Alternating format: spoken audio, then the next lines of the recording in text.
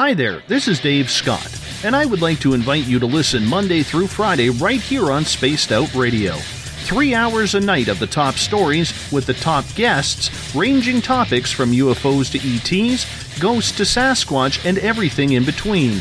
We are live every night, 9 p.m. Pacific, midnight Eastern. So come on in and take a listen at spacedoutradio.com. Spaced Out Radio will take you out of this world.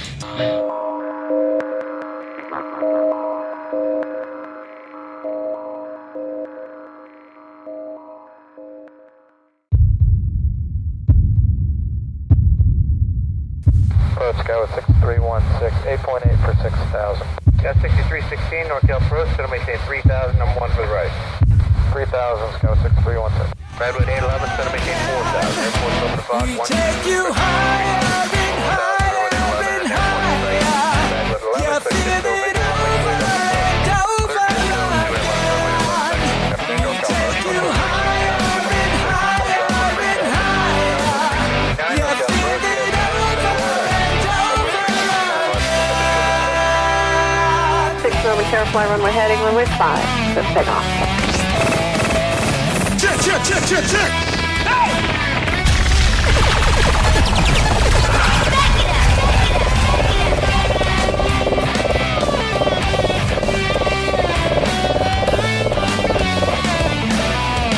And we are ready for takeoff. Sit back, relax. It's time to travel with Cosmic Passport. Spaced Out Weekend presents Elizabeth Anglin's Cosmic Passport. A 1-hour warm-up of news, stories, thoughts, and ideas to captivate your mind. You can follow us at spacedoutradio.com.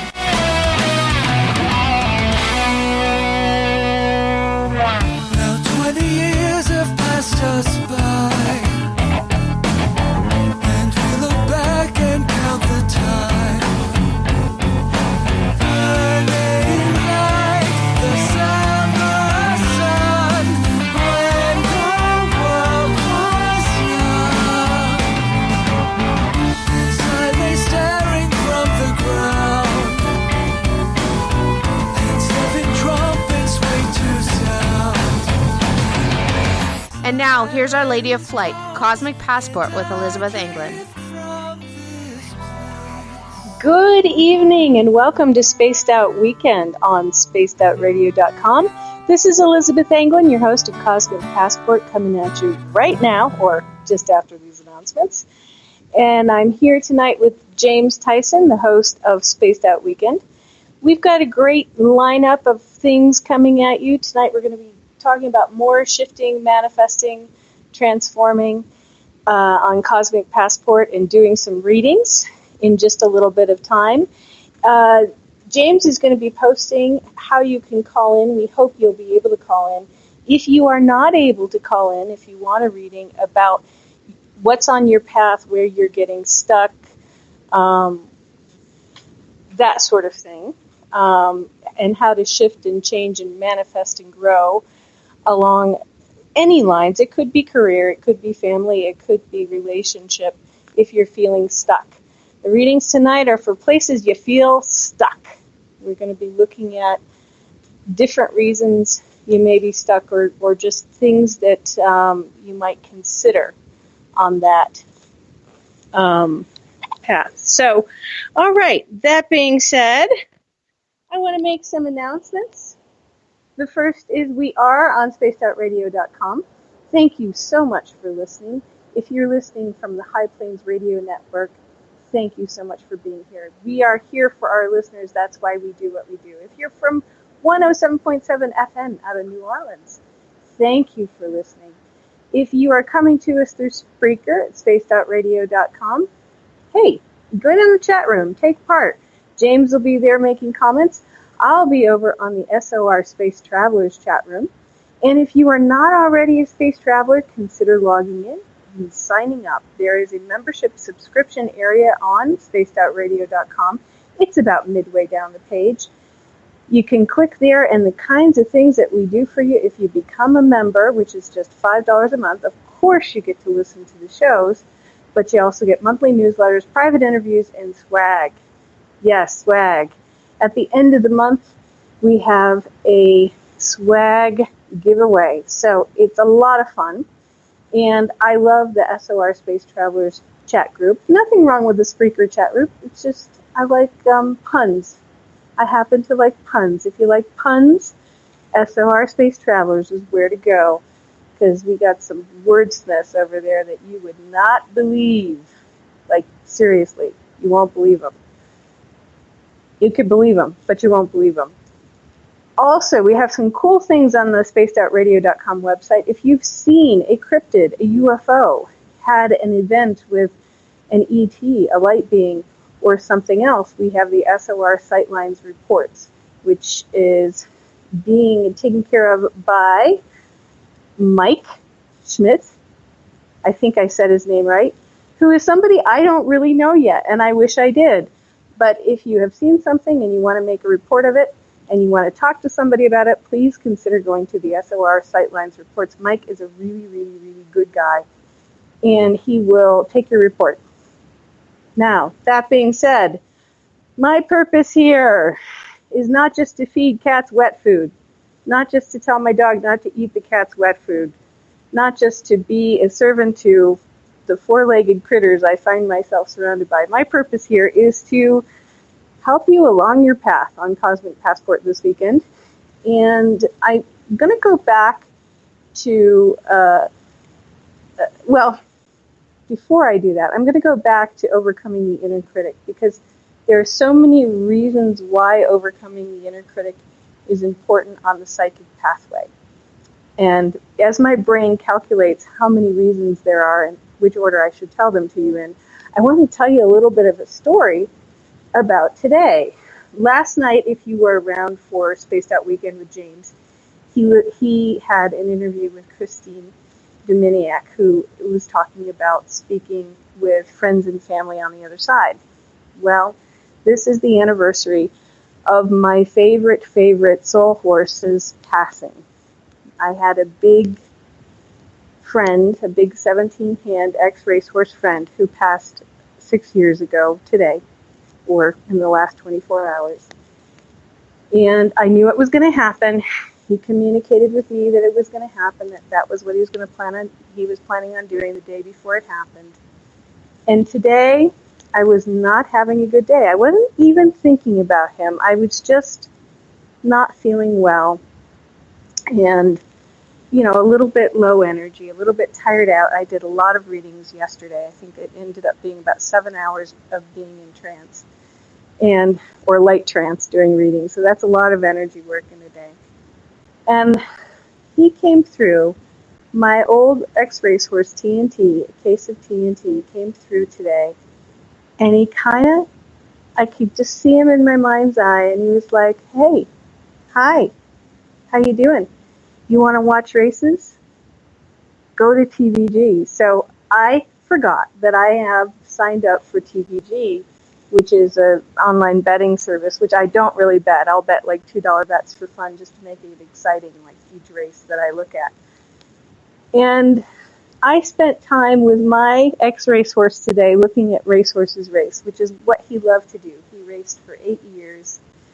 And we just sort of, I knew he was around, and I watched the races, and every once in a while I'd say, "What do you think of that one?" He'd go, "I don't know,"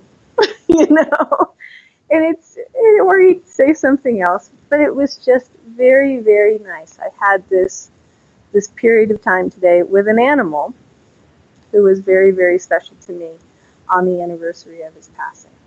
So that's the kind of thing Christine was talking about yesterday. It's a great show. If you haven't listened to it yet, go back into the archives, especially if you're an SOR space traveler, and take a listen to James's show with Christine. There's a lot of good information in there about speaking with friends and family and spirit and heaven and the Creator and God. I loved some of her points. One of her points about how to tell if something is demonic rather than an actual spirit that means you well. And I liked her idea of always asking if something was presenting something, if a spirit was pretending to be somebody else or was presenting something that seemed to be distressing rather than comforting. Today, my experience with TNT coming to visit me was completely comforting. We, just watched races and did something that we enjoyed doing. It was just comforting to be in the presence of the energy of my old good friend. That's how spirit communication should be when it's something of God or of the divine or of the light. And Christine will ask a spirit when something is coming through that is discomforting or disquieting, are you of God? And it's interesting that she says they just kick off and spin off when they're not around. When it's not of God, when it's something demonic, when it's something that's negative, when it's something that wants to feed off of your pain, so it wants to help create pain in you. That's the function of demonic beings, is to feed off of your pain and create pain in you. So listen to her show. I think there's a lot of good information in there. If you haven't listened to it yet, it's worth going back and doing that thing. Now tonight, one of the things that is really kind of not of God, but we all seem to have it to one degree or another, is an inner critic. Yes, the inner critic, that little voice in the head, or those multiple voices in the head that say nagging thoughts, that cast doubt on our goals and our aspirations and tell us our accomplishments are just kind of, well, that's boring. And oftentimes, you may not realize it, but your inner critic is probably there in the morning to greet you as soon as you wake up. And so what I'm going to talk about today is how to really identify and overcome the inner critic and why it is so important on the spiritual path, but also on the path of the intuitive. Because what spirit mediums and psychics and remote viewers and animal communicators have to deal with when they are doing readings is not knowing whether or not the reading is good. You do not know especially if you're beginning, especially if you're in the first couple of years, 3 years, 4 years, it can happen for decades, but especially at the beginning, you will not really have a feeling or a clue if you're deducting the information, if you're making the information up, if you've got yourself involved in a storyline that has nothing to do with the person who's sitting in front of you or has nothing to do with the animal. You won't really know it. And if you haven't overcome or haven't begun to realize what your own inner critic sounds like, your inner critic can stop you dead in your tracks from being able to give a good intuitive reading or to do an animal communication or do spirit mediumship, or even to recognize when you are receiving a positive message versus a message that's meant to make you upset, because the inner critic can also act as a negative filter for a positive psychic reading. And you'll see that with a lot of psychics who will give readings and they'll upset the person will keep coming back. Well, the initial information might actually have been something that was meant to be supportive and helpful and easing the way toward greater change and growth and love and relationship and connection. But somewhere the psychic giving the message had not gotten rid of or hadn't learned to recognize the inner critic, or just critics that float around in the astral giving you a critical moment of the day, week, month, year. So no matter who you are, for multiple reasons, learning to recognize and overcome the inner critic is important. And I'm just going to tell you about 4 ways to do that. Or 5. One of the things that comes up, the critic, here are the types of things the critic will say. You're under too much pressure at work. This is not the job for you. You'll never get everything done. No one notices you. Why are you here? You wake up in the morning, you're fat, you're a slob, your beard's a mess, for all you bearded guys out there. Nothing's right about you. Or the critic will critique your relationships. She doesn't love you. She doesn't really like you. He doesn't like you. He's just using you. this will never last, this person is really screwed up, you're really screwed up, you better not be vulnerable because one of you is really screwed up and is going to end it. So a lot of people don't recognize that you can wake up in the morning, and what you want to do when you wake up in the morning is immediately identify what your critic is talking about. If you really want to become friends or become savvy at understanding your critic and knowing what your critic talks about and recognizing when your critic is trying to take control of your life and stop you from living a life of creativity and intuition and fun paranormal events and going out into the universe and exploring it with joy and with safety and with a feeling of comfort, but also wonder if you really want to overcome the critic who would like you just to stay home and feel sorry for yourself. Wake up in the morning and have one of the first things on your schedule after writing down your astral dream journal, because we must have our astral dream journal before we sit up. The next thing to do is to write 3 pages of stream of consciousness thought. And these are called morning pages. They're in the book The Artist's Way, which I highly suggest that any intuitive get, even though it's for artists, it's also for creativity and intuition. Write 3 pages. And in those 3 pages, look for your critical voice. It's just stream of consciousness. Oh my God, why am I doing this? This is so stupid. I'm going to be late. My hair looks a mess. I can't believe so-and-so said such and such. Well, that'll never work out. I need new shoes. I'm not going to get anywhere without new shoes. You just really want to write down the pages without stopping yourself. Let your hand just go and write. And then identify all the criticisms, all the doubts, all the disallowances that come up within those pages. Okay. I'm sorry, I was just looking at a bug on the wall. I was like, is that a scorpion? No, it's not a scorpion, so we're good. Okay. That's my critical inner voice saying, you have to stop the show now. There's a scorpion walking on your wall. No, it's not a scorpion. Okay. That being said, here are some other things to do after the morning. Identify what your critical inner voice is telling you throughout the day. And then acknowledge that this thought process is separate from your own. And it's not your real point of view. It's just the inner critic. The critical inner voice is not a reflection of reality. It's not a reflection of rationality. It will tell you that it is the rational choice. It will tell you that it is telling you reality. It will say that you are out of reality if you tell it to go stand in the corner with a dunce cap on. But the fact of the matter is, the critical inner voice is not a reflection of reality. It is a critical inner voice. It is a doubter.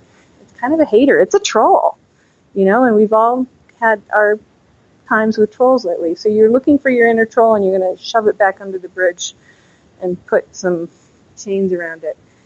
It is usually the inner critic is a viewpoint you adopted based on destructive early life experiences and attitudes that were directed toward you by perhaps your parents, perhaps caregivers, perhaps teachers, and you've gone ahead and you've internalized their attitudes as your own. So I have a friend who has an abundance block, who shouldn't have an abundance block.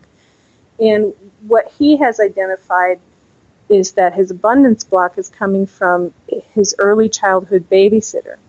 And what she would do, she was told when she was supposed to feed him, what she was supposed to feed him during the day, what she was supposed to give him to play with. But she would get frustrated and impatient with him because he wanted to make a mess out of his food and he wanted to, play in the way he wanted to play, which was to make a mess. So she would go ahead and do what she was told to do, and he would have, his milk or his Cheerios or whatever the heck it was for all of about a minute or a minute and a half to just before the point where he was going to make a mess. And, gosh, I hope I'm still on with you all. If not, James will call me back. Yeah, hold on. There. Okay, good. Just so you know, we were trying to flag you down a bit earlier because you were fading in and out, but it was just the distance from your audio broadcasting equipment. Yes, I have gotten closer now. So, yes, and I do have it in hand. So anyway, my friend with this abundance block learned, because of this person's attitude, that he could obtain anything he wanted, but he couldn't hang on to it. Because she would give him what he was supposed to have or what he wanted, and then she would take it away because of her own stuff. So your inner critic can also be kind of sideways like that, or your block can be sideways. It may not be a direct, you're stupid, you don't deserve it, how could you possibly think that would ever work for you? It could be something sideways that came from an adult, from an early life experience. So keep that in mind as well if you want to do some identifying in a moment of where your blocks are. If you also, when you're writing in the morning and you're looking at your inner critic, differentiate that voice from your own by having it say you statements instead of I. So instead of saying, I can't get anything right, I'm not a very good psychic, I'm so bad with money, I can't believe how fat I am, I can't believe my beard's so short, say, you can't get anything right. So you know that it's the critic talking at you. That you have stopped identifying that critical voice as necessarily your own real voice. Then respond to the criticisms by writing down a more compassionate evaluation of yourself.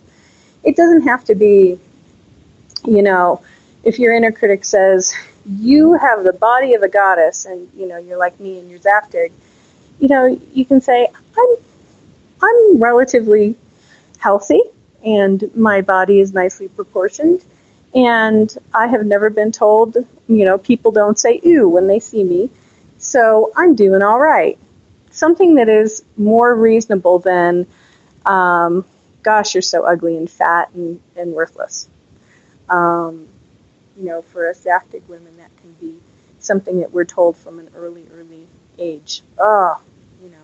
You need to lose 15 pounds. I've had to lose 15 pounds forever. So freaking what? Just write down, hey, I look good with an extra 15 pounds. People tell me that. And I know it's true. That sort of thing. Make a more compassionate, reasonable, realistic response to your inner critic. If you're doing any kind of work in the paranormal, and you're coming up against something that is very evil, like at some of these paranormal sites, it's important for you to have pre-investigated your own inner critic. Because sometimes at some of these sites where there have been murders, or you have demonic activity, or you have like the priest who did terrible things to children, you basically have somebody doing some shenanigans which cause pain, and somebody who is into causing pain. You want to really become aware of what your inner critic and your own sort of innate ability to cause yourself pain voice is doing, because when you really know your own inner critic, you know when something comes into your sphere of influence, your energy field, that isn't your inner critic, because it won't feel, sound, say, or be exactly the same as your own. So the more that you know your own inner critic, the more that you've identified it, the more that you've asked it to stand in the corner, the more that you've become in control of it, is the safer you are when you get out into the field, or you get out and you're working as a medium and you come across somebody else's stuff, whether it's a being, whether it's a really screwed up ghost, whether it's a nasty spirit. As long as you know your own inner critic and you have really tamed it, put it in the corner, overcome what it does to you, or has been, or may have been doing to you for years, you are much, much safer when you meet something else that is not yours. And that is the be-all and end-all for paranormal investigators. You're not going to go down one of the scary roads where somebody gets taken over by something, because you'll be able to identify, no, that's not mine. That's part of this site. I know what mine looks like. It doesn't look like that. and that's really important. So, that being said, let's take some questions. And James is here, and if anybody wants to call in. They want to call in? Oh, my Lord. Hello, everybody. It is I, James. I am here to poke Elizabeth when she gets too carried away and too far away from the microphone. You can call into Elizabeth at 575-694-6634. Again, that is, with this accent, 575-694-6634. Or you can get a hold of me on Skype at James_Tyson32. James_Tyson32. And Elizabeth, I had a incident today at the dog park. Uh-oh. One of the dogs that goes there, named Roxy, and I was going to take a picture of her to see if you could pick up anything that's making Roxy a little bit hyperactive, and she likes to chase the birdies and stuff like that. But Roxy's a different kind of temperamental dog, and I was wondering if what you need to communicate with an animal. Do you need a picture? You need the dog on your lap, or how far away can you do stuff like that? Well, for me, the way that I work, there are two corroborating sources of information about what you need to communicate with anybody who has a name. And this is both from Reiki, and it's in second-degree Reiki, and it's also from Edgar Casey. And do you want to know what it is? Only if you get closer to the mic. Uh-oh, where is that mic? That's better. Okay. Talk at that volume. I will talk at that volume. So you basically need the name of the being in question, the name of the person, and if you know who they're related to, that's helpful. So, for example, the barking that you hear is Elizabeth Wyatt. So, and you can address the higher self, soul consciousness of the being in question, whether it's an animal, a person, a horse. Wyatt, please. You can address them, and what I do is I address them 3 times. I would say to Roxy, higher soul, self, spirit of Roxy, higher soul, self, spirit of Roxy, higher soul, self, spirit of Roxy. This is Elizabeth. I am connecting with you for the purpose of communicating about what's been going on with you and finding out how I can help you. Is this okay with you? Do you accept this connection? And what happens is I will feel energy begin to flow and information begin to flow between myself and Roxy when I'm actually doing it instead of telling you how I would do it. I would feel that information and energy begin to flow, and that means that Roxy has agreed. Roxy's higher soul self spirit, her consciousness, her perfect right just consciousness, not something else that's not her, has said, yes, I would like to have this communication with you. I would like to tell you what's going on. And then when I first started, and actually it's still a good idea to do this for an animal, what I do immediately is I will have a pen and a paper or a writing utensil of choice and paper, and I will begin to write down what I see, hear, feel, sense from Roxy as that information begins to flow. And I set it up so that it's very, I call it an unsolicited communication, because normally animals will just tell you what's going on. Well, I have a pain here, I'm itchy there, I really don't like such and such. And I won't ask any questions from the owner first, but if I know what they are in advance, after the animal gets to tell me everything that they're really thinking about, then I'll ask the questions from the owner. Well, your owner wants to know what's been going on with that. And then, normally they will just answer that question. But I write it all down. Now, if I have an owner to talk to, it becomes more like a mediumship sitting where I'm still connected, I still have the energy flowing in it. Instead of writing it down, I'm telling the owner what I'm seeing, hearing, and feeling, and this is coming from the higher soul, self, spirit, consciousness. Now, you can also break that down into, well, what's going on with, Roxy's lower self, her more unconscious self, because if you're not getting, if the higher soul, self, spirit, consciousness knows everything, but if you really want to feel it, you can break it down and go down to the ego, or you can go up and look at the big overview. You can go to the spirit, to Roxy's spirit guides, to Roxy's protectors. You can go to Roxy's hip bone.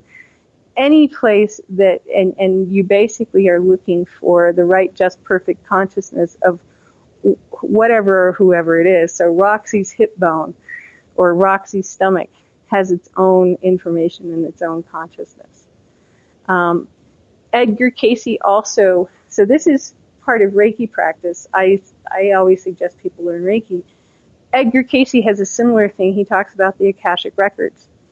And he says, basically, if you know somebody's name, you can find them in the Akashic records. Reiki's coming from Japan. Edgar Casey's coming from Virginia. The two never met up, but people doing Reiki were doing spiritual work and healing mediumship. And Edgar Casey in Virginia, so the Reiki people were doing it in Japan. He was doing it in Virginia. They came to the same conclusion. It seems to work. And it's worked for years and decades, for many, many people. You simply need a name. And if you know who that name is connected to, that's even better. That's the long answer to that. Okay. That's kind of cool. Because I have no idea what the question was now. It was, how do you connect with an animal? Oh, right. Yeah. So I need to know Roxy's name. So that would be Roxy. Yeah, and is it your Roxy or is it somebody else's? It's Roxy? somebody else's that we call Mrs. Roxy, because face it, it's that's how you refer to people at a dog park. You have no idea what the humans' names are. Is it okay with Mrs. Roxy if I talk to Mrs. Roxy's dog? See, that's another ethical consideration. Oh no, that was fine. Yeah. Yeah. So it is fine with Mrs. Roxy. Yes. You got permission. Okay. Yeah. All right. Hold on. 1 second. How old is Roxy? I'd say about 3, maybe. Okay. They want to check Roxy's eyes. Roxy has some internal pressure in the eyes, so I'm not sure if she has an approaching glaucoma situation, but there's a feeling of not being able to see and that she's not sure of what she is seeing. So there's a processing issue from the eyes to the brain where Roxy is unclear if what she's seeing, what's actually going on. And I feel pressure in the eyeball. So it could also be that there's just not a connection from the eyes to the processing part of the brain that is normal. And because I'm also getting that's a possibility as well. But the eyes feel strange to her, like she has there's pressure, there's a little burning in the eyes, but then there's also, I don't really understand what I'm seeing. Mm-hmm. I don't understand what this means. So one of the things that for horses that has worked when they're processing issues, and it has also worked for little kids. I have a family who has adopted a lot of kids with developmental delay and brain issues, and for kids we did body brushing. So I have a sister who is completely, thoroughly well-abled, who was never supposed to get out of bed, and what they did was body brushing. And one of the best things for animals is the Tellington touch. If there is a developmental delay in terms of brain development or a connection between the senses and the brain, the Tellington touch moves will oftentimes help the animal move into making those connections. So she might want to look into learning some basic Tellington touch and also getting Roxy's eyes checked out over time to see if there isn't something coming up with a glaucoma or a congenital eye defect. But it's not, this is an internal problem with Roxy. It's not any particular person or dog that's bothering her. Okay. Makes sense. Yep. Yeah. Yeah. And nobody wants to call in for a reading. Well, we have some questions here on the board. Okay, so, you go. Yeah, because I'm not monitoring that one. I'm doing the Spreaker monitoring. Just a bunch of people saying hello. Okay. So I'm going to go to Serena, because Serena tried to ask a question yesterday and I didn't get to her. So I apologize to anybody else who's asked something. She says her dreams have become increasingly vivid, and I'm wondering if these are messages from relatives who have past lives, or ET contact. They seem to have elements of all three. Well, I don't know what your dreams are. I'll take a look at them real quick, but when you start to open up to more intuitive contact, you can, it's almost as if your brain and your energy system goes on roaming. You know how you have a cell phone and you're away from home and it starts looking for the cell tower? It starts looking for the connection. Well, when you start opening up to intuitive information coming to you, or to being able to sense things that are not in the physical world, your brain and your energy system goes on roaming. So it could be that you are visiting a past life or receiving information from a past life. It could be that you have a past life as an ET, or you have an ET contact as well, and it could be messages from people in spirit. You can also do some time traveling into the future. You can do some time traveling into the past. So as you start to open up, Serena, it is the brain, the energy system, especially near sleep or when you're just getting ready for sleep, will begin to go on roaming. And for some people, you want to try your best to connect to things that are real, not things that are part of the collective unconscious. You want to connect to things that were real events that happened, people that are of God, for example, that have real messages. So before you go to bed, what you want to do is meditate for a little bit and affirm that you will connect to information that is real and that is for your highest good, no matter where it comes from. Whether it comes from ETs, whether it comes from a past life, whether it comes from a message, whether it comes from a time travel event. You want to connect to information that is real, people that are of God, situations that are for your highest good, and not the collective unconscious or something that will create pain for you. But doing just a little bit of meditation and calming your mind and setting that intention before you go to sleep will allow you to travel to places where and begin to develop your own facility with your intuition and understanding when something is an intuitive message. But yeah, it sounds like your brain's on roaming. Let me just look at it directly real quick, Serena.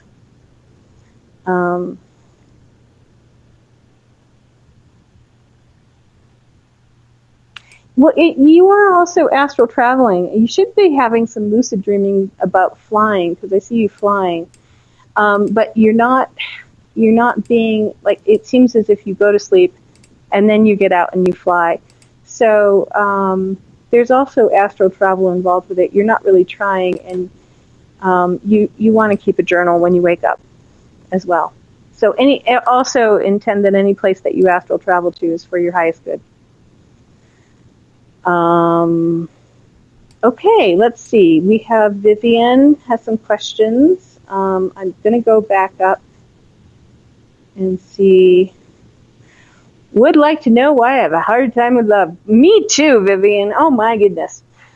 I'm going to that one. Hold on.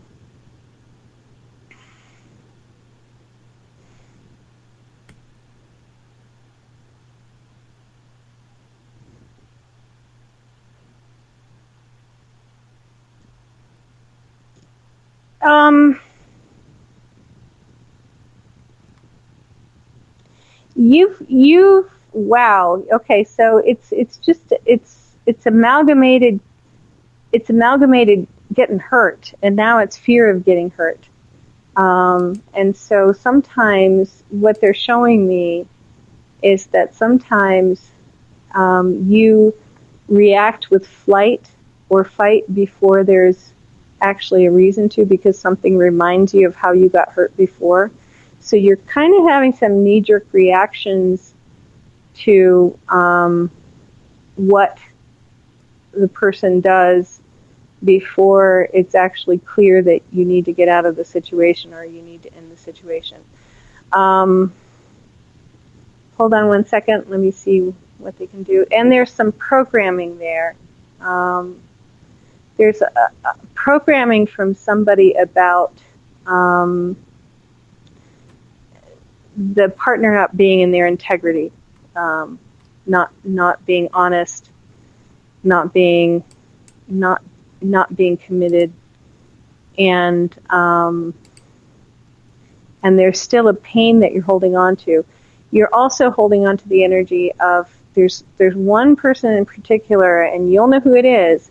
You're holding on to the energy of that person, and you need to really work on letting them go. And there are lots of resources online about letting relationships go or people in your space go. One of the ones that a friend of mine does is she looks in a mirror. She gets completely naked. Guys, you'll love this. So we're going to tell Vivian to get completely naked in front of a mirror. Yes, that's what we're saying. She looks at herself, and then she looks to the left, looks back at herself, looks to the right, looks back at herself, then imagines the person that she's holding on to, looks at herself, looks to the left, imagines the person, looks to the right at herself in the mirror, looks to the middle in the mirror, and imagines that person is now cleared out of her space, her complete space, because she's naked in front of the mirror, looks to the right, imagines the person gone. So the second time you go through, you imagine the person gone, and then you can do it one more time for good measure. Look at yourself, only see yourself. Look to the left, only imagine yourself. Look to the right, only imagine yourself. Look back to the center, only see yourself. So, you still there, James? Yeah. No, I'm here. We have a caller on hold, so you just keep going. The other thing I like to do is light a candle and ask the angels to release all the cords from old relationships that no longer serve me. And I'll do 4 candles in a diamond shape, and I'll call on Archangel Michael, Gabriel, Raphael, and Uriel to help me release all cords to relationships that no longer serve me. So you might want to start with that, with clearing out the old, and then that should help you get moving on new. Okay. One more person. Is that person I was seeing your ex, Vivian? I'm now seeing, had a dream today that my ex passed away. Is this another premonition dream? And believe it or not, I have an ex that I've had the hardest time letting go of, and I know from the guides that he is probably going to pass away before me, and it's very upsetting, but in some ways. But it may be that it's also the message is it's really time to let him go, to get him out of your energy space. And I may have been looking at him before that, Vivian. So I hope that's helpful. Why did she have to be naked to look around? I don't know. This came from a Mexican shaman, and I can't remember the name of the shaman. I'm having a James moment where it's like, I know that this is what she does, but I'm not sure why she's naked. And she swears by it. So Gail, the answer to that question is I had a James moment about which Mexican shaman taught her this procedure and why she has to be naked. But I guess it's so that you're really looking at yourself and you're not looking at your clothes or some other aspect. I like the angelic one where I call on the angels to remove all the cords. And if the cords have to stay, allow them to be filled with love and light and nothing else. Yeah, sorry, I forgot the name of the Mexican shaman. Okay, let's see. Is there anybody else here who has a question? Paula, let me take a crack at who is my guardian angel. Well, everybody has Michael, but you've got a really good. You should really look up Uriel, because you've got a really good connection with Uriel.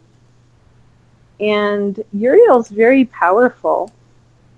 And Uriel is very means different things to different people, but I often think of Uriel as the one who works with mediums who help the dead cross in a positive way. But it could mean something else to you. But that comes up, Uriel. So you may be wanting to work with Uriel. Now, all of us have protector spirits as well. And but if you're looking for the angel that likes to work with you, for you, Paula, look toward Uriel. And Michael will always work with you. And Mother Mary, the Queen of Angels, will always work with you. But Uriel, I get. Final answer for Paula. Okay, anybody else? Questions? Anybody over in SOR? We have Andrew on the line. Oh, hi, Andrew. Hello, Liz. Hello from Australia. G'day, mate. Hi. Sorry. Sounds very Aboriginal, James. That was me and my teacup. I thought you were playing the didgeridoo. That's what I was trying to do. Oh, caller, could you turn down the radio, please? How's that? Very good. Getting the I feedback. haven't got the radio on. Oh, I'm getting feedback.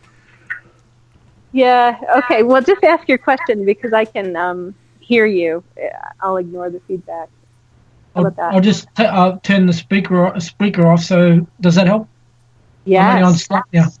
Okay. Yeah, I turned the speaker off, and so just is there any information from any of my guides or angels or relatives on the other side? Yeah, I love that open-ended one for like a one-question reading. Could you be more specific what you want to know about, please? Okay, sorry, Liz. So that's not so. Okay, what about any guides? Got any messages for me or relatives? That's the exact same question, Andrew. No. Okay. Well, any It's guys not as have general. any- Hey, does he have It's any not what? buddy with a is anybody coming through with a statement? Well, that's the thing is that when we're trying to do these one questions, we want to look for a target because it takes a little while to connect when it's so general, and then I have no perspective on what they're starting to say. So, okay. Sorry, Liz. If you just know what you want to know about, then I have a perspective so I can say it quickly. Otherwise, it's like we're looking at least 5 minutes of just getting a perspective of what they're talking about. Hold on 1 second. Do you have a brother in spirit? Or somebody who is like a brother? I've got my father in spirit. My brothers are all still alive. Did your father look like you? Bill? Yeah, I guess no. He's taller than me, a lot taller than me because I'm only a short ass. But he was string beanish when Sorry? he was near. He was kind of thin, tall and thin when he was nearer your age. yeah, he was a thin man. I mean, he had a bit of a in his older years, had a bit of a beer gut sort of thing. But yeah, he was a thin man. Okay. So your father, your father is coming through, and he's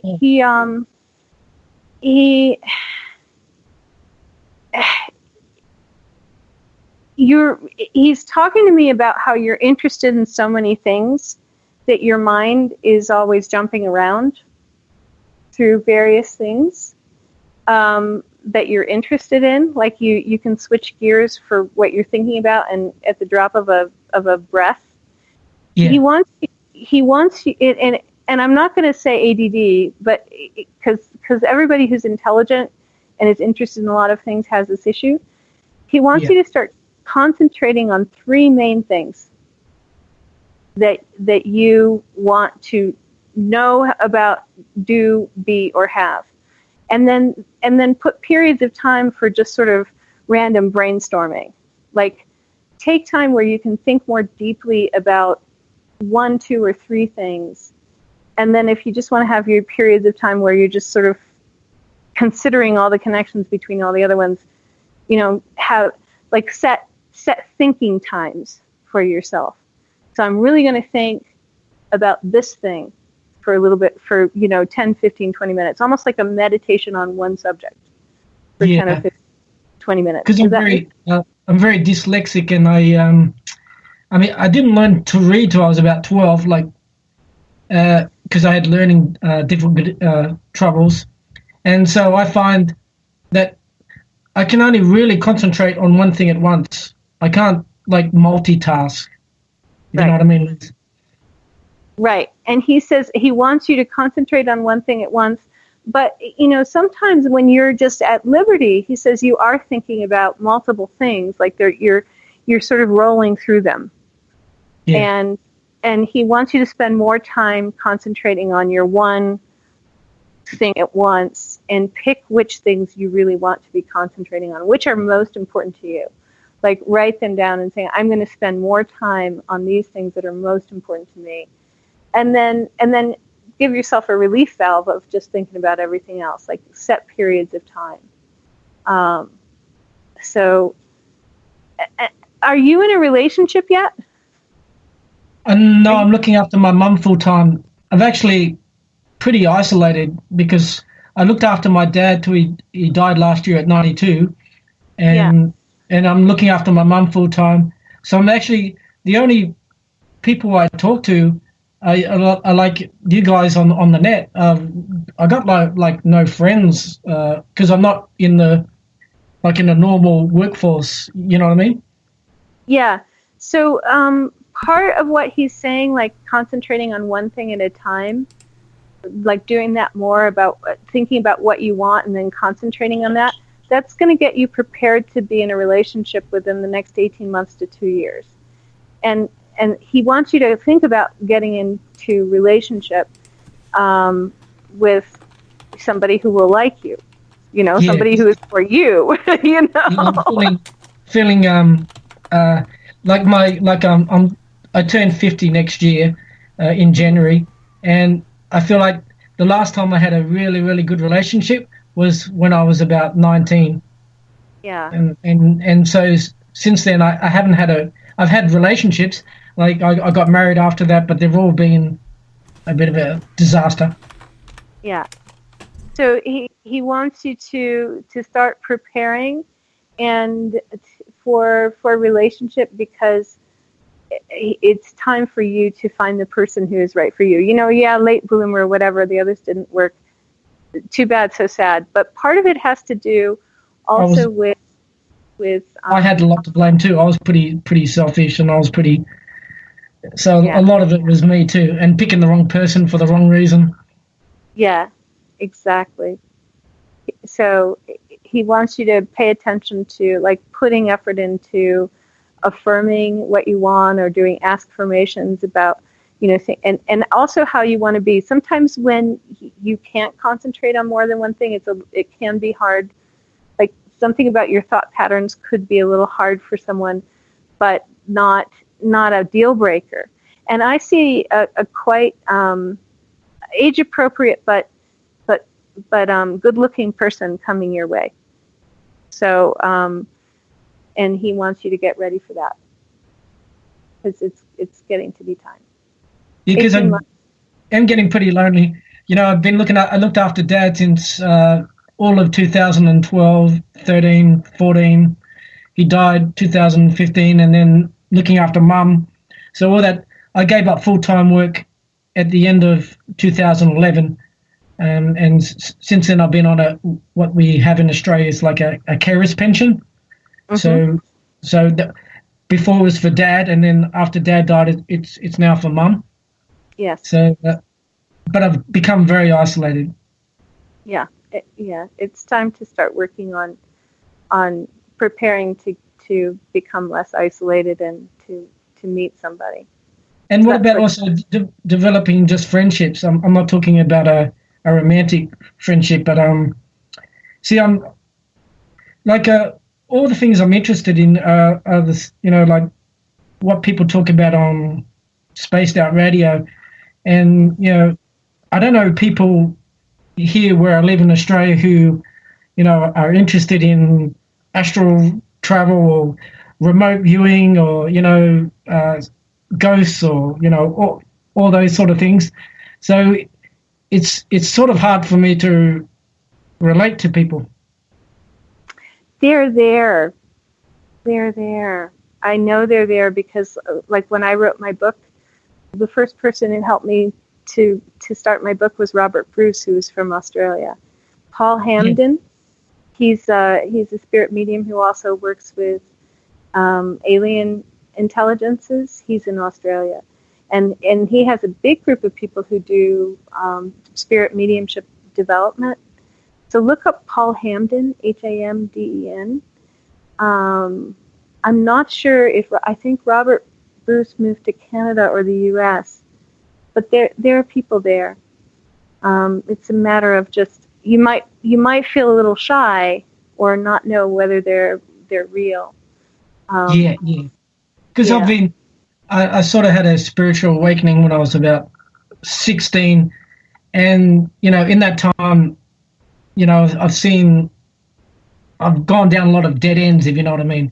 And I do believe in everything, but I also know there's a lot of people who are either fraudulent or illusional. You know what I mean? Not everyone is a true medium. Not everyone is a true psychic. Not at all meaning that there isn't true psychics and true mediums, etc. Yeah. But there's a lot of fakes out there too. Yeah. So I feel really comfortable referring you to Paul Hamden to see if he knows anybody in your area. And he's on Facebook, and he also he does work in Australia, and he gets groups together and so they what's call his it surname? Hamden, Hamden. Hameden. Den. Ham, as in the a ham sandwich, and then den, Den, like your den. And what's that, Robert? Is it? It's Paul. Oh, sorry, that was Paul Hamden. Oh, yes, sorry, yeah. Yeah, Paul. See, and that's Robert. Yeah. Yeah.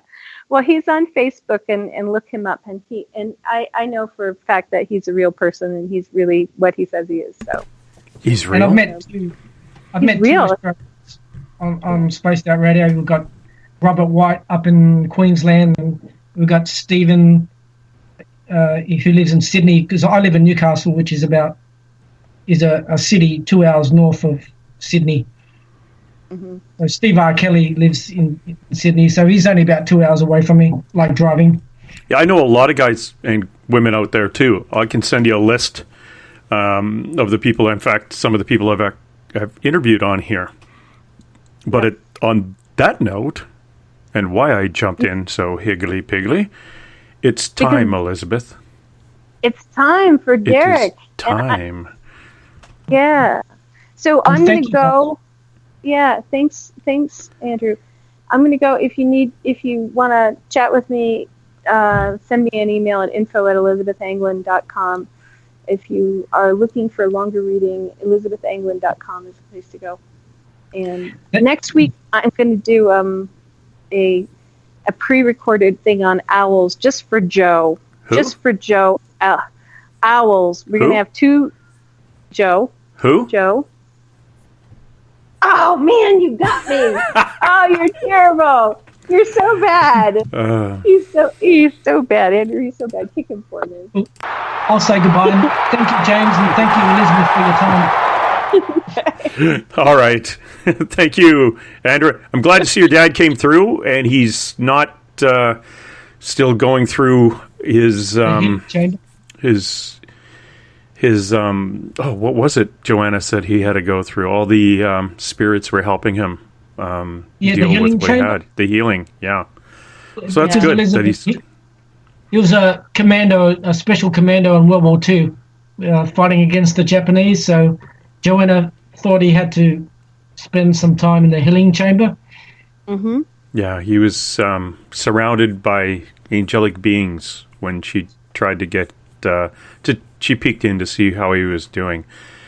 And he was undergoing a lot of work. Yeah. That happens. Yeah. I've had that happen. Yeah. So he looks good now. He looks about 40 to 50. He's still he's still got hair, and he's thin, and he's tall, and he's good looking. He was a good looking guy. And yeah, most of us were like good looking when we were young. Yeah. I was a really cute 3-year-old for about an hour. All right, you two. Don't make me pull this car over. Have a good night, Andrew. And again, thank you very much, Elizabeth. And appreciate you coming on. And we'll see you back in here, bright and fuzzy, next Saturday with your owls. Who? Who? Whom? Hi there, this is Dave Scott, and I would like to invite you to listen Monday through Friday right here on Spaced Out Radio. 3 hours a night of the top stories with the top guests, ranging topics from UFOs to ETs, ghosts to Sasquatch, and everything in between. We are live every night, 9 p.m. Pacific, midnight Eastern. So come on in and take a listen at spacedoutradio.com. Spaced Out Radio will take you out of this world. Hi there, this is your psychic medium Joanna, and I would love it if you would join us every other Sunday on Spaced Out Weekend. With host James Tyson, we'll bring you personal psychic messages on 2 mediums and a large. Questions about love, life, career changes. We would love it if you would come and join us live. Call in and listen in for the experience. Allow us to open the doors to your other side. 2 mediums and a large, heard only on Spaced Out Weekend at spacedoutradio.com. Looking for news beyond the mainstream news? Head to spacedoutradio.com and check out the SOR Spacewire. This is Spaced Out Radio's Eric Markham, News Director for the SOR Spacewire. Daily, I will bring you intriguing stories and outlandish reports from what's going on around the world. UFO sightings, paranormal activity, conspiracies, alternative health, and so much more. And if you have news, email me at news@spacedoutradio.com. Attention Spaced Out Radio listeners. For only $5 a month, you can join Spaced Out Radio Space Travelers. Your membership at spacedoutradio.com will give you access to private fan area on the website, get you a monthly newsletter, draws for monthly swag, and a whole lot more. Sign up today to become a part of the Spaced Out Radio experience. For over 40 years, the Purple Energy Plates have been delivering amazing results for their many customers. Inspired by the great genius Nikola Tesla, the harmony, healing, and energetic effects of the plates have proven over and over to be beneficial and often miraculous to thousands of customers. With their money-back guarantee and the many benefits, how can you afford not to get one? Check their site for daily specials and choose from their many energy products. You won't be sorry. Visit them today at purpleplates.com for mind, body, and spirit, and expect a miracle. Patrolling the Pacific Northwest, we are always on the lookout for the strange and unassuming stories that real people are experiencing. Hi, I'm Vincent Zunza from Pacific North Weird. Me and Alexandra Sullivan have teamed to bring to you those odd stories that never seem to make it into the mainstream. Stories so weird that will leave you scratching your head wondering, is this real? It's as real as it gets with Pacific North Weird. You can watch our videos right here at spacedoutradio.com.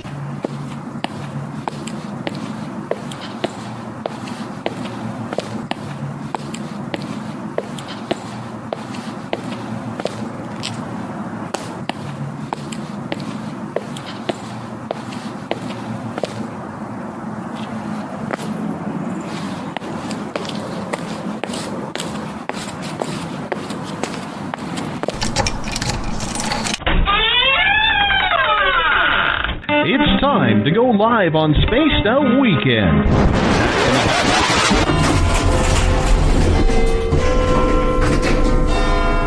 13, please. Oh, hi, Kevin. Oh, is that the time? Kevin, my friend, don't you find that watch just a little bit loud? Well, I certainly hope our buddy Bumblefoot is playing when we get there. Oh, you stinky big bundle of hair. I said Bumblefoot, not Bigfoot. Oh, it's going to be a long night. It's time to head to the 13th floor of the old log cabin for Spaced Out Weekend with James Tyson. You can tweet James at James Tyson SOR. You can find him on Instagram, Spaced Out Weekend, as well as on Facebook. On YouTube, our channel is Spaced Out Radio Show, and you can check out our website, spacedoutradio.com. Little brother has taken control, shoveling dirt in every hole. Predators to condemn your soul, watching you and watching me. We're all connected but separated, misunderstood and so frustrated. A million armies of one have invaded, watching you and watching me. We live behind glass curtains and act like nothing's wrong. Soon you will belong. I know you're out there somewhere. We've watched you for so long. Wait for you to fall. We'll expose you all. I know you're out there somewhere. Watch it.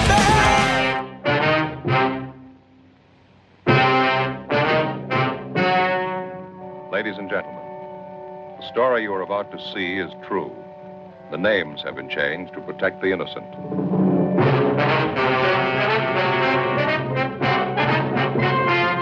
And now, perched high in his captain's chair, way above the clouds, here's James Tyson. Thank you, Dave. And for everybody, that was Dave Scott.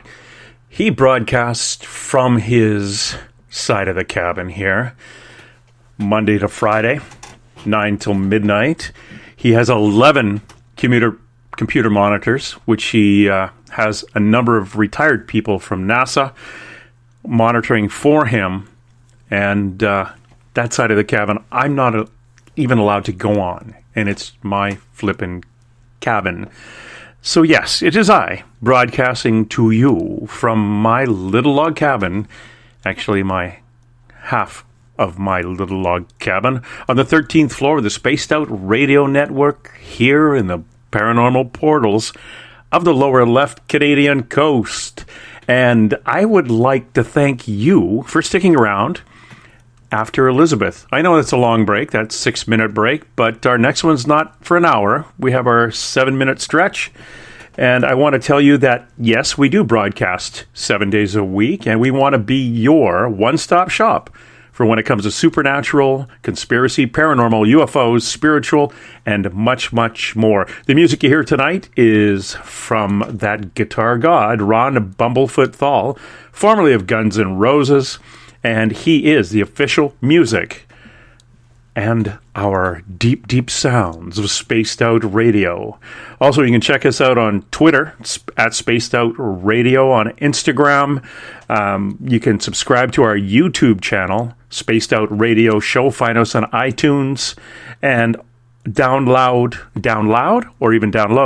our music from iTunes and tune in, whatever that is. I don't know what tune in is, but I'll have to point you in that direction. But this time I'd like to say hello to everybody taking part in our chat rooms on the Spaced Out Radio chat room on Spreaker, along with our fans on Facebook at Euphoria Chronicles the Unknown, Force Moon Paranormal in our flagship chat room, the SOR Space Travelers, and my friends at the 144,000 light workers who are great support, have been supporting me for the year or so that I've been on. Now, have you signed up for the Spaced Out Travelers Club yet? Yep, the SOR Space Travelers Club It's $5 a month, and with that, you get your names entered into a monthly prize draw, access to private group interviews, access to special sections of the website, and much more. Yep, we give you a hell of a lot more than just access to our anchovies. Sorry, anchovies? No, archives. Sorry, misread that. While at spacedoutradio.com, you can read our latest blogs and check out Eric Markham's SOR Spacewire for your latest and weird news. And I got to tell you, tonight, we're going to be talking about some weirdness with our friend Derrick. We also have a new feature on our website. The SOR Sightlines is there for you. If you've had an experience and want it investigated by our researcher, Mike Smith, just fill out the Sightlines report and he'll get back to you. All information is 100% confidential. And please, take this time, everybody stand up and salute those people at the United Public Radio Network, 107.7 FM in New Orleans, and their listeners from over 160 counties in Texas. Now, 160 countries around the world. I found out just the other day that we actually go out to millions and millions of homes around the world. Not all of them know we exist or actually tune in, but we actually go out to millions and millions of homes. Oh, this GoogleNet. What a fantastic thing. Okay, I think that's all the time we have for tonight, and we'll head out. Actually, no, I'm kidding you. Tonight we've got one of our good friends, Derrick Faust. Derrick is actually a really cool young man. Sorry about that.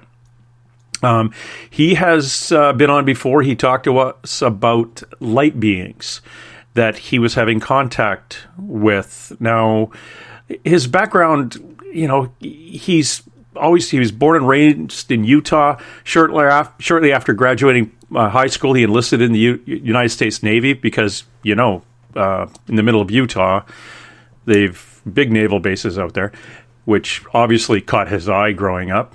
And he was an information systems technician. In 2004, he reported to Great Lakes for recruit boot camp. And upon completion of his technical school, he was assigned to the USS Chosin. I hope I'm saying that right. And he was based out of Pearl Harbor, Hawaii.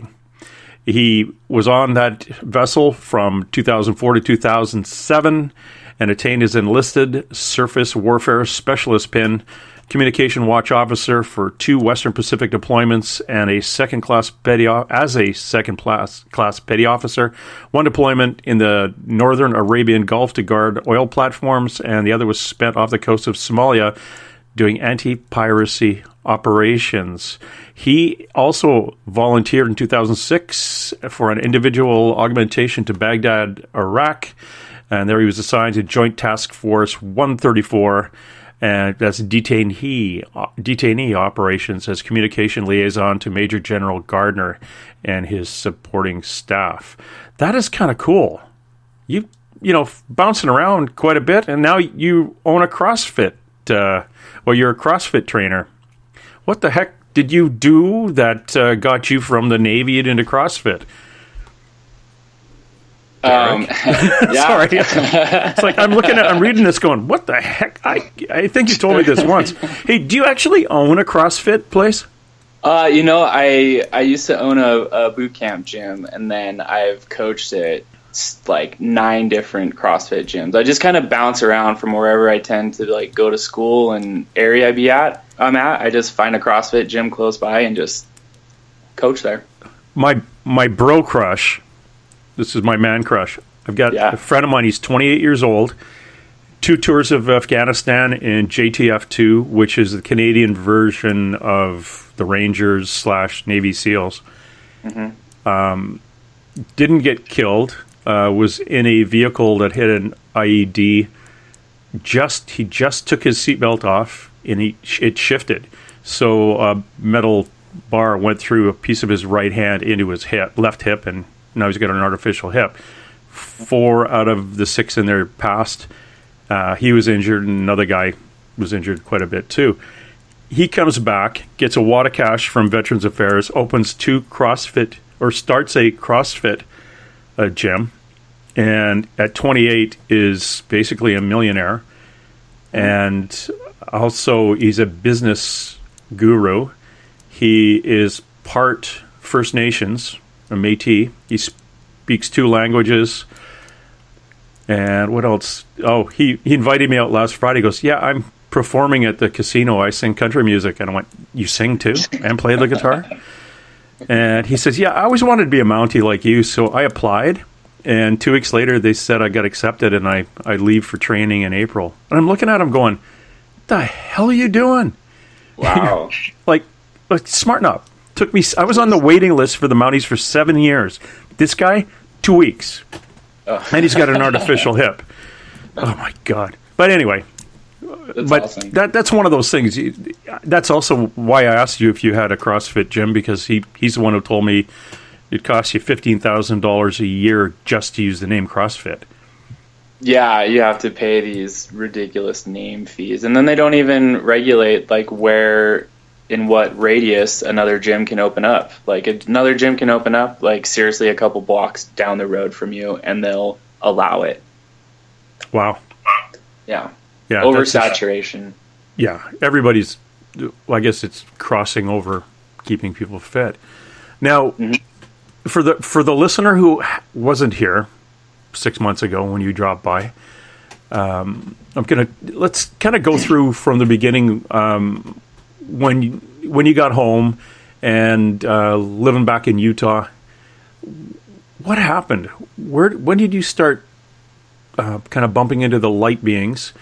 And for everybody out there, I'm going to post. It's actually on for the Facebook feed in the SOR Space Travelers Club on Facebook, our chat. If you go through his bio, you'll see a YouTube link. And I'm going to post that over in the Spreaker chat room so people can kind of open that puppy up and get an idea of what we're talking about. So that's been posted in Spreaker.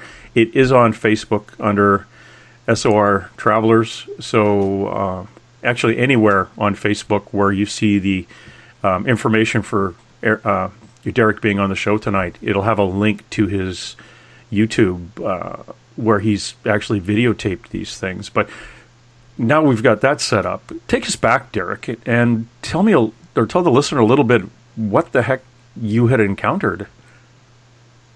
Sure, yeah. So what happened is we can backtrack to probably like the summertime, maybe a little bit before of last year.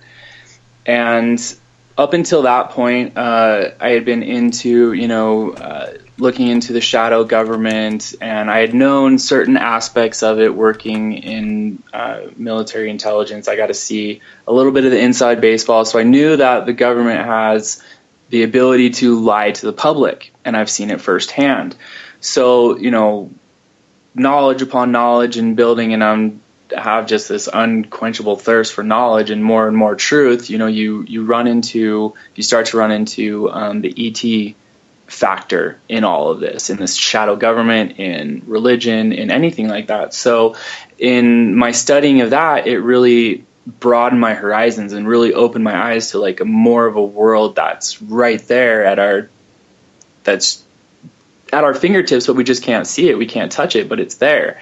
So anyways, I started to kind of go within instead of looking for answers anywhere else. And in that inward search, I started to put out a call to my own star family, not for any other reason than like I wanted that connection. I wanted to have that for myself. If other people could do it, why not me? I'm not special. I'm not psychic. I'm not born into a whatever family, bloodlines, whatever. Like I'm just a normal person, but I wanted to will myself into having an experience. And fast forward to October of last year, October 24th or 25th, I get my first contact in the daytime. I see these two spheres look like beach balls floating in the air just a couple 100 feet above me, and they just pass right over me.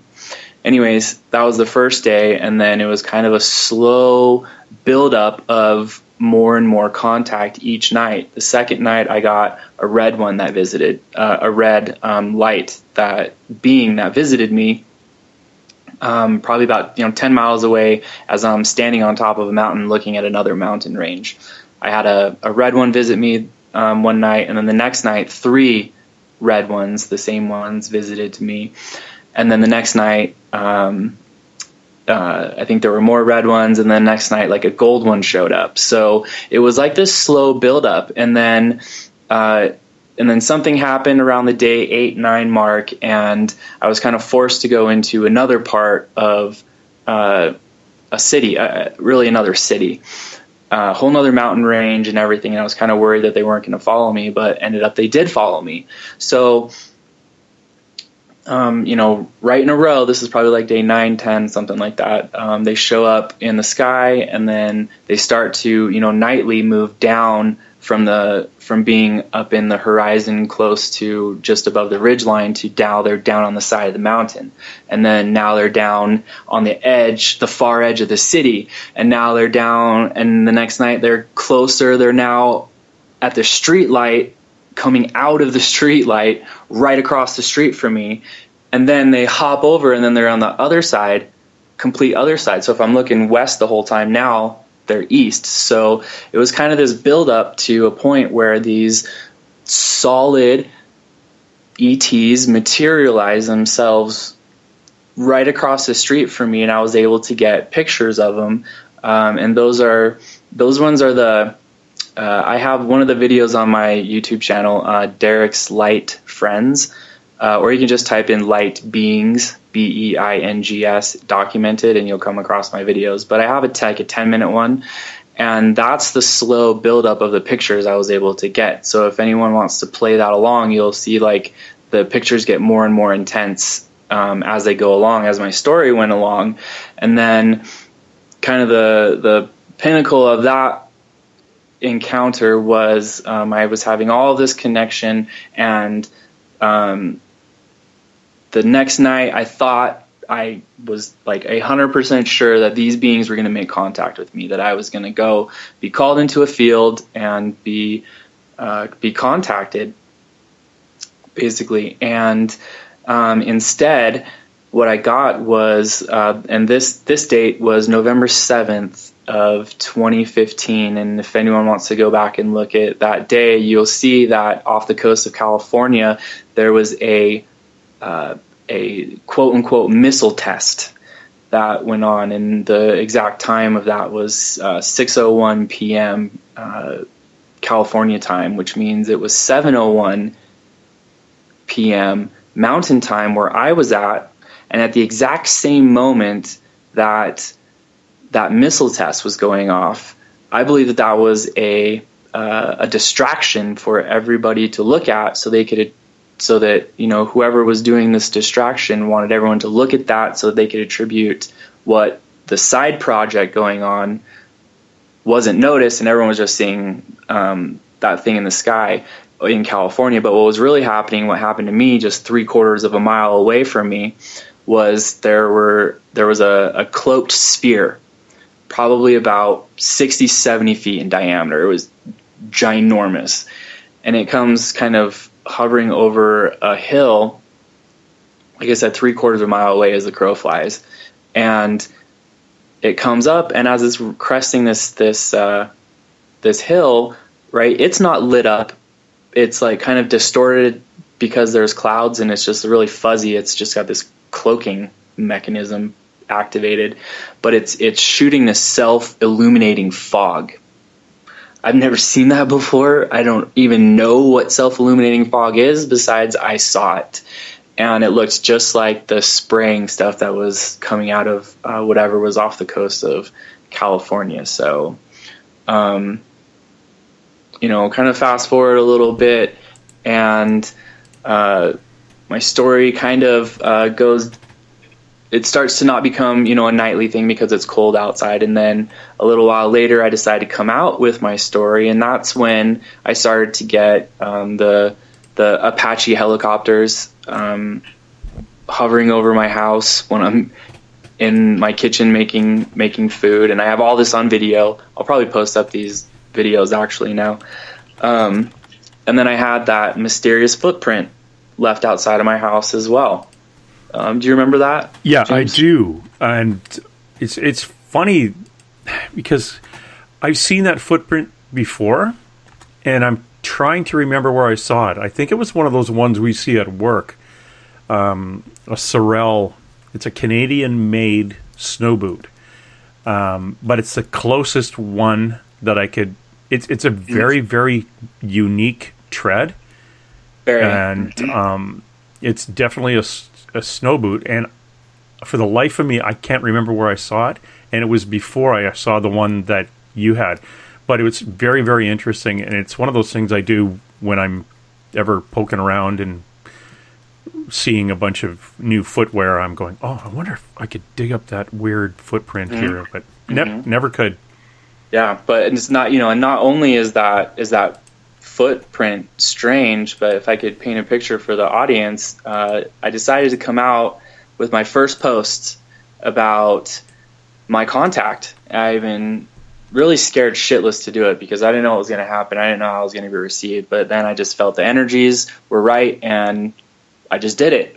And so I posted up like, hey, I had this experience, and here's my documentation. I've been able to document pictures and videos of all of this, which makes my experience unique among the ones that I've been able to research. And the next night or the next morning, I wake up, and outside on my back porch it's a small little back porch, like probably like 4 feet by 4 feet, and then it has 3 wooden steps down to maybe a 20 by 15 area of a concrete slab, and then a huge backyard. Well, there's one single footprint in all. There's snow on everything, and there's one single footprint leading away from my house on the top part of the balcony, the porch, so the flat part before it starts to go down. There's no tracks in the snow in the field. There's no tracks in the snow on the concrete, and there's no tracks in the snow on the steps. So the placement in the tread is unlike anything that I've ever seen and or probably ever will see. What was it? Where these footprints were, was it covered by a porch or anything to protect it? No, it was open. It was just the one footprint, the right foot. That's interesting, because I was thinking, okay, maybe there was footprints. One was under the porch cover, and then it snowed again, so that's the only one in existence. But if it's sitting out by itself, that comes under the heading of what the crap is that? Exactly. So, but actually, I was able to. If you're familiar with Corey Good, I was able to bump into him at the Mount Shasta Secret Space Program conference, and I was able to actually show him the footprint. And no one's ever been able to see the tread before, but he's seen it. He's seen that. Wow. He has seen that tread before while he was in the Secret Space Program. He said it's an all-weather boot that they use. Oh, and that's interesting. Yeah, and he has no idea why it would be outside of my house. Huh. So that's a mystery that I've been able to solve since I've been on with you last. Yeah, that is kind of cool. And that he said it was an all-weather boot.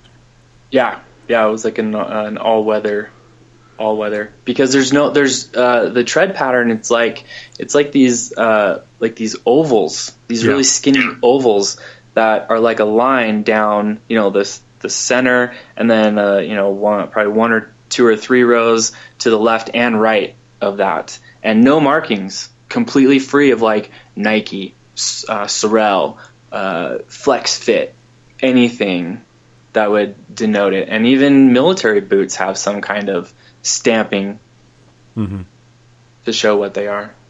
Yeah, so we have with the mounted police, we actually have a database of footprints, shoe prints.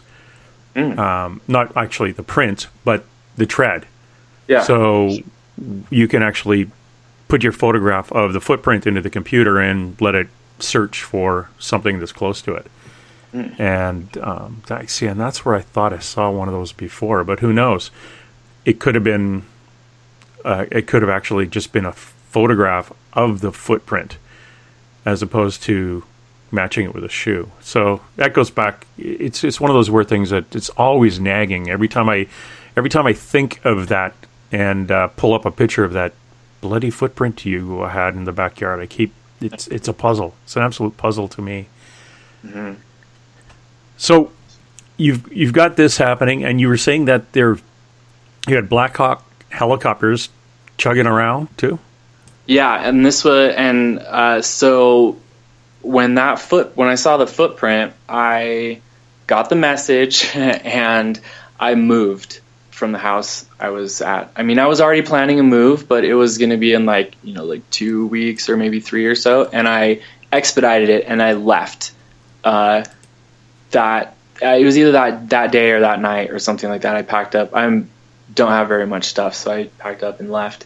And then I believe it was the next morning, or maybe the morning after, this brand new house I don't even think I'd slept at one or two nights. I get 5 Apache helicopters in one day. Two of them in a pair. They were just hovering above my house until I walked out and I waved at them, and then they took off. And I also was moved to a house that was right next to a golf course, right? And I asked the owners of the house and then some other people, like, have you ever seen Apache helicopters around here? And they looked at me like I was nuts. Yeah. No, not at all. Yeah, it's just crazy. Yeah, why would we have that here, guy? What are you, nuts? Exactly. No, but if you see one, please just tell them I don't live around here. Right. We've got a bunch of questions coming in from the various chat rooms. I just want to catch them up to kind of where we are now and the new stuff, and I'll get to them. One of the things that I found, and this is one of the things that, and I don't know if you knew what we did, but you phoned in to our psychic medium Joanna one night. Yes. And you asked a question, and I was actually going to pull the tape on that one and play it, but you wouldn't be able to hear it.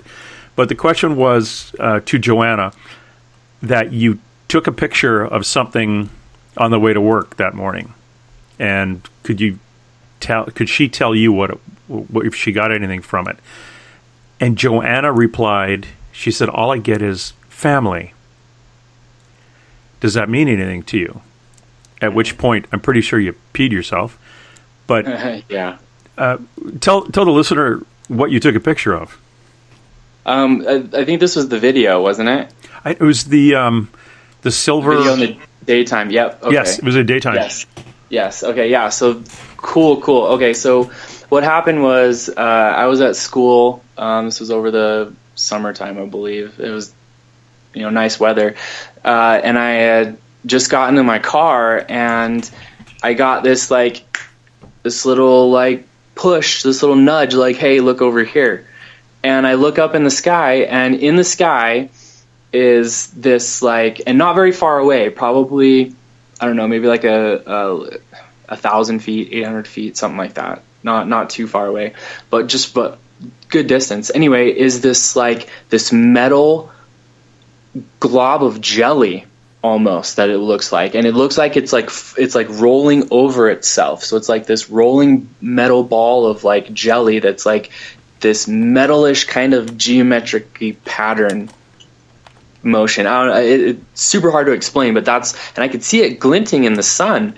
And then as I'm watching it, a plane comes in between, and we're on a very long descending pathway into an international airport. So that's a no-fly zone, as far as I know, that you can't be flying anything, drones or nothing, in the pathway of a descending aircraft. So as soon as that passed by, then that's when I got my video camera out and I videoed it, and then I called your show to see what I got. Yeah, and Joanna doesn't know you from Adam. She doesn't listen to the show. Swine. And which is good, because she doesn't know that. So Derrick had been on talking about his experience with what basically are light beings, and we'll get into that in a minute. Joanna says, all I get is family. Does this mean anything to you? Derrick says yes, and then Joanna says, now I'm getting light beings. I don't even know what that is. And if you know Joanna, she doesn't know a lot of terminology for UFOs and things like that. In fact, she doesn't not a lot of terminology for a lot of Anglo-ish or English words and things. But she dropped the F-bomb and then said, "Pardon my French." She said that she goes, "Light beings. I'm getting light beings. I don't know what that means. I don't know what that is. Does this?" Well. So we find from that, Derrick, that Joanna's spirit guide had changed into a guy she calls Rob. Rob is a flippin' E.T. Mm-hmm. And we sat down. He also gave some information to Elizabeth Anglin about Bigfoot. So we sat down for 3 hours and we asked Rob questions like, what is Bigfoot? The Loch Ness Monster. Who killed JFK? Stuff we weren't allowed to ask was anything to do with conspiracies and government conspiracies, because there's too many people making money off going around writing books and saying, yes, 9/11 was an inside job. And Joanna said, yeah, I'm not going to come out and go contrary to that because I'll get shot down by all the conspiracy guys. So, but I did ask about JFK because I know you're interested in that. And I said, how many people are involved in JFK's assassination? And she said 3. And I said, how many people pulled triggers? 1. And then I asked, was that person ever arrested? No. Was she in the car? And then I said, what, who did it? And she said, okay, Rob's just shaking his head now saying, nope, not going to go there. But that is cool. But anyway, that kind of confirms a lot of the stuff. Now, Joanna is that switched, I shouldn't say, Joanna is that connected to the guides that see this stuff. It was a really good confirmation, independent confirmation to the stuff that you've been getting for years here. Mm-hmm. Yeah, and that I had felt kind of from the beginning that this group that had contacted me did so for a reason, and I felt like they were family. And then Joanna had told me, and again, she didn't know anything about my story, and I didn't feed her with anything. Yeah. I think there was another psychic that I was on that echoed the same thing, that I made contact with my star family. Yes. So this is the group that I incarnate with, around the universe, around parallel times and forwards and backwards and which way and whatever. Like, this is the group that I do it with. And this group is a part of my higher dimensional future self. Yeah, I'd love to have more info on that. Like, was it one of those things where all the little jelly bellies are out floating in space and you say to your mother, I want to be one of those humans for 100 years or so, and off you go.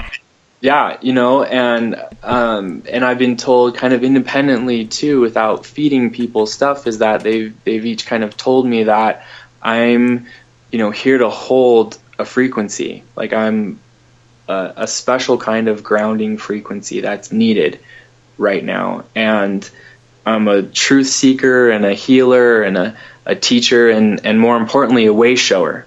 I'm getting a lot of people that are starting to have the experiences I had last year, starting to have now, where they're starting to see their own grouping of lights and stuff and contacting me, and I'm able to help and kind of coach them in that, because it's really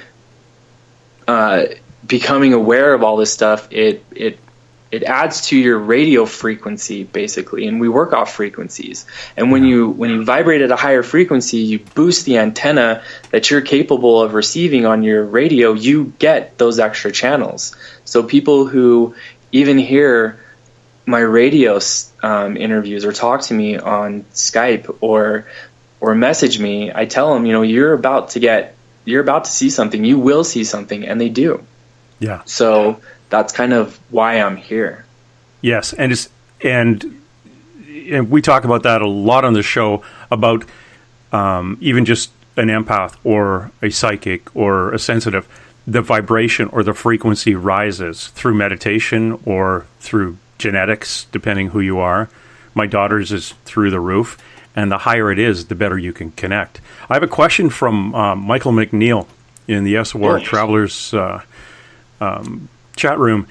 Can you describe what the energy in the light beings looks like with a close-up view of them? Like, what it looks like with a close-up view of them? Yeah. Oh, yeah. I've seen them, up in the sky all the way to across the street, coming out of a street light from me. So what they look like, it looks like someone would have like a super powerful flashlight, and they would, and it could go anywhere from a pinpoint to the size of a bus, and it could pulse anywhere in that size frame.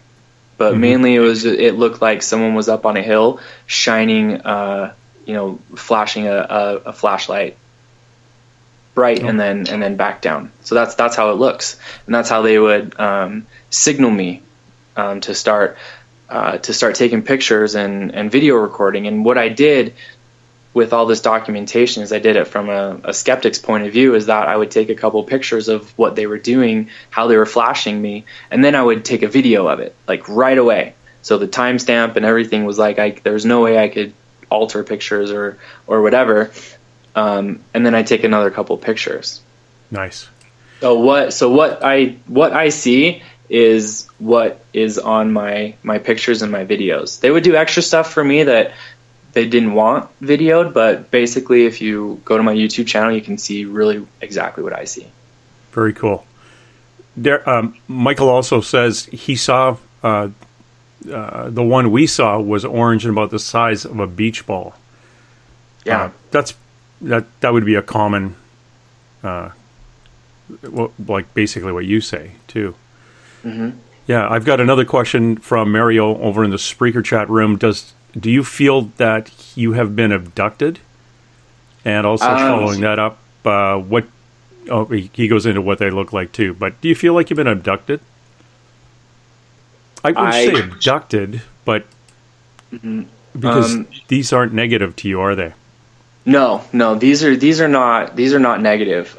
If anything, I'm meeting up with them on dream in my dream time, and I'm doing things with them, and I've been told that I go back to my world with them and I need to recharge because it's really heavy and hard to be here. But I don't know that. I don't have dream recall. I don't have lucid dreams. You don't? Don't, no. That's it. You're out of here. Right? Which is odd. For somebody with a high vibration, you should.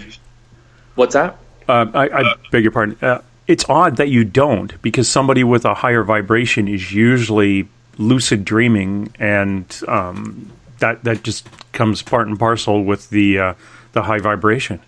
Yes, but I think that I, on some level, have turned that off as a protective measure, so that I can't be, because I am open. I am, an energetic magnet for, who knows what, on what levels that I'm not even aware of. So I don't know. I kind of feel like it's a protective measure for me.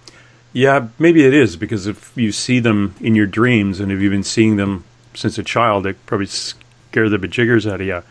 Mm-hmm. Another, Mario was wanting to know if you've communicated with the light beings. And I guess you've kind of answered that in the dream state, but are you conscious of any communication? No, I'm not. I've actively wanted it, I'm not sure exactly what I need to work on in order to kind of cross that barrier, but I'm open to that because my story is just changing all the time. As far as like me coming into like more and more knowledge, like the base story is all the same. It's just, I'm figuring out who the players are and like, all the extra stuff. So, yeah. I think one of your videos that has them with almost like a cat's face. Yes, there are multiple felines. The really pronounced one, that was specific because in the original picture there's multiples of my light being friends family in it. There's probably like 3 or 4 or so, but they're in like this solid color, like vibrant color, like fiery kind of color ball. But this one in particular has a almost 3D face popping out of it. That's very clearly feline. 2 eyes, the nose that's kind of like the upside down triangle-ish, and then even the split lip that the felines have. Yeah. This is one of my brain farts again. Like Elizabeth says, I was interviewing somebody, and they also described light beings as having like being really large cats, which is interesting. I believe, like some people believe that all of us are light beings, but we're here in these heavy meat sacks to experience what we have to experience.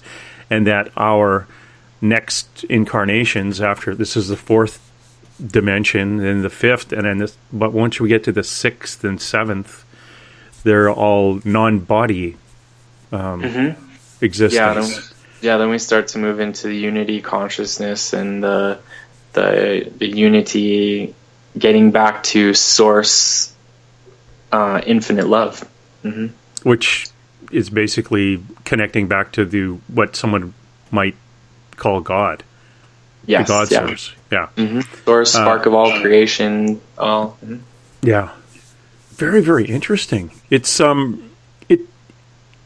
it's one of those things that you experience that, well, I probably, I'm not on that path. You're on a path to actually, you have a purpose that is related to light beings. My purpose is another path. So sometimes you kind of look at the path I'm on, I'm going, darn, I'd just like to go down on his bus for a while, see what he sees, and that'd be kind of cool. But light beings, that would be just fascinating because, I'm dealing with the ghosts. I'm dealing with light beings that don't know they're light beings. They're hanging around when they should really, carry on, move along, go to the light, start again, move along. But, you're having the interesting connection. The other thing that fascinates me when we talk about that stupid, phony missile thing going off in California. Yeah. But face it, who's going to fire a missile off at night on a Saturday? It's no, and I worked in the military, and I had friends who worked at China Lake. China Lake is a missile testing facility, and there's all kinds of underground stuff there too, but that's for another show. Anyway, so he worked there, and he was a range commander or manager or something like that. And he would tell me, like, they fire missiles all the time from out at sea and into California, kind of far into it, but nobody knows about it. So the fact that they fired one off that hugged the shoreline for as long as it did, and then it had this huge disbursement, like, that's ridiculous. Yeah. And again, you'd probably want the missile once you fired it. So really, do you want to really go look for it at night and pay overtime for the weekend? Yeah. Mind you. Are they trying to hit Alaska? What are they trying to do? Yeah. Oh, they're trying to take out Oakland. Sorry, Oakland. But yeah, because China Lake, that's like San Bernardino County. Yeah. It's in the west Mojave. Yeah, high elevation desert. Ah, that's cool. Hey, let's go up there the next week and see what we can. No, better not. Yeah, it's kind of like you can come to Utah and we can go to Skinwalker Ranch. Okay, now, first of all, that sounds like a nudist colony. What is wrong show? Sorry. Yeah, sorry. What is Skinwalker Ranch? Ooh, that's all kinds of UFO phenomenon is going on there. All kinds of light beings that have been filmed and seen in fields walking around. I mean, it's a controlled area. I mean, it's one of those, like, there's a gate, you cross over, or near the gate, you're about to be confronted with men with machine guns. Well, I don't want to go there then.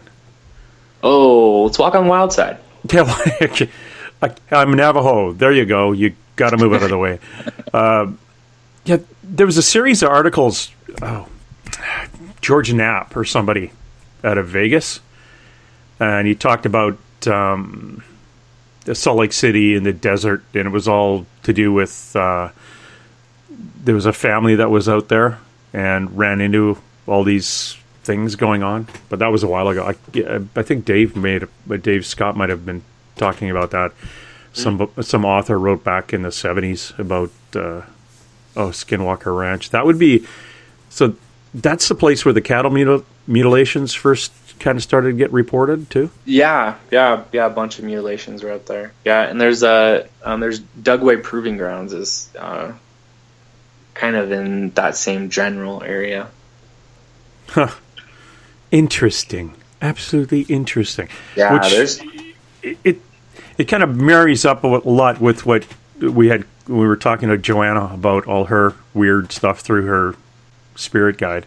And for our listener who's interested in that, it's January 21st is Joanna's coming back to answer all of the follow-up questions for 3 hours that first blossomed out of that 3 hours where she was beside herself getting this information about Nessie and Bigfoots and Big Feet, wherever they're from, and all the other bits and pieces we have. We had a show with a lot of follow-up questions, and we're still getting them in. And it's going to be a long. It's going to be a fast 3 hours. I was going to say a long one, but it's going to be fast. Her head's going to be spinning, and I think I'm going to be bringing up a lot of questions about your contacts too, Derrick, your family, to see what's up with you and where are you headed. Would you say that you've kind of touched on where you think what you think your path is, and are you getting more comfortable with the light beings now, where before you didn't know what they were, where you knew they were light beings, but you were just a walking question mark at that time, last time I interviewed you? Are you getting a little more comfortable? I am. Yeah, I am. Settling in kind of my role and the immenseness of what happened and what seeds I know are planted with all of this. Because, the timing for all of this is crucial, because, it was a ramp up, in a pretty energetic, powerful time in what we were going through as far as energetic wise and in the universe and crossing into different energies and whatnot. Anyway, so the ramp up to that, was a big build up, and then I had all of this time to kind of digest all of that information and everything that happened. And then we get into, the elections, into, people opening up to the corruption that's going on. And I think there was a tipping point in our mass consciousness, and Donald Trump was elected because the mass consciousness was sick and tired of the corruption. And so we went away from corruption. And now I think we're on another tipping point to even bigger truths being out there. And I think it's only a matter of time before the reality that, we're not alone, and there are these multi-dimensional beings even that are making contact with us that aren't even of this dimension. And that might be where, like, the the seeds that were planted in 15 really bear fruit for me. But, you know, I know it's a process and it's not going to be overnight. So there's still more growing and things that I have to do before, like, I'm ready for that kind of responsibility. I've got a question from, and she starts off saying, I know this may sound strange, but can you ask him, let's get weird, if he sees giants and or Michael Jackson or other celebrities that have passed? No, but I don't really have that, like, I guess that third eye kind of beyond sight of sights. Like, everything I've had has been right in front of me. I mean, which is unique on its own, because I see all these other contactees and things, and I get excited because I'm like, okay, finally, you know, like someone, you know, might be able to like help me out with all the questions and everything that's going on in my head. But then I find out like they're in contact on the astral level or the etheric plane or whatever. So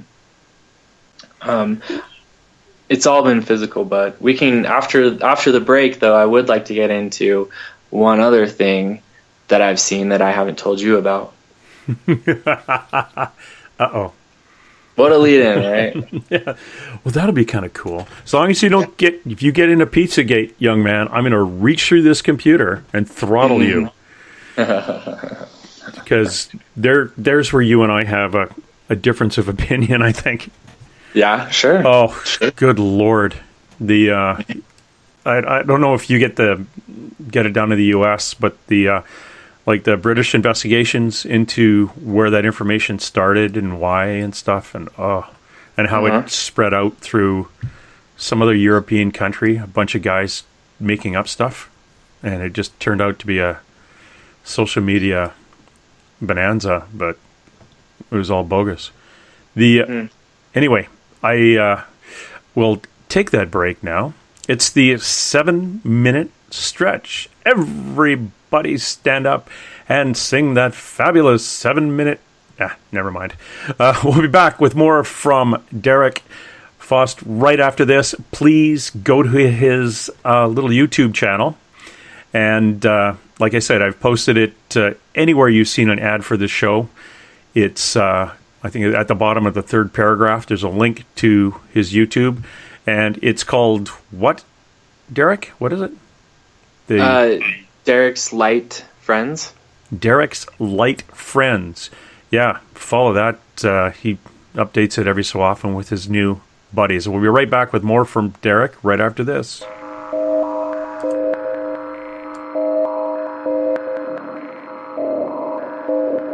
Hi there, this is Dave Scott, and I would like to invite you to listen Monday through Friday right here on Spaced Out Radio. 3 hours a night of the top stories with the top guests, ranging topics from UFOs to ETs, ghosts to Sasquatch, and everything in between.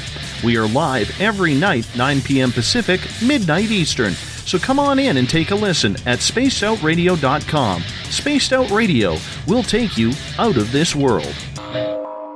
Hi there, this is your psychic medium Joanna, and I would love it if you would join us every other Sunday on Spaced Out Weekend.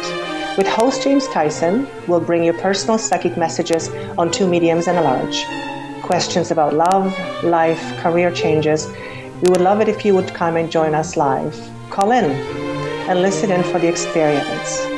Allow us to open the doors to your other side. 2 mediums and a large, heard only on Spaced Out Weekend at spacedoutradio.com. Looking for news beyond the mainstream news?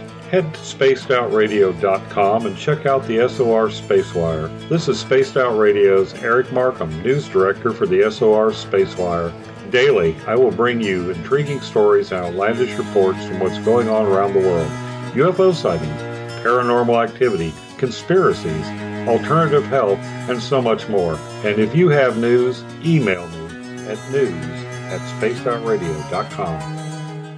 Attention Spaced Out Radio listeners. For only $5 a month, you can join Spaced Out Radio Space Travelers. Your membership at spacedoutradio.com will give you access to private fan area on the website, get you a monthly newsletter, draws for monthly swag, and a whole lot more. Sign up today to become a part of the Spaced Out Radio experience. Strange creatures lurking in the night, the sounds of wood knocking in the forest, odd happenings right out of a fictional world. These are the reports I love. Hi there, this is author Ronald Murphy, and I would love it if you join me and Spaced Out Radio host Dave Scott the second Wednesday of every month on our journey into the unknown land of cryptozoology at spacedoutradio.com.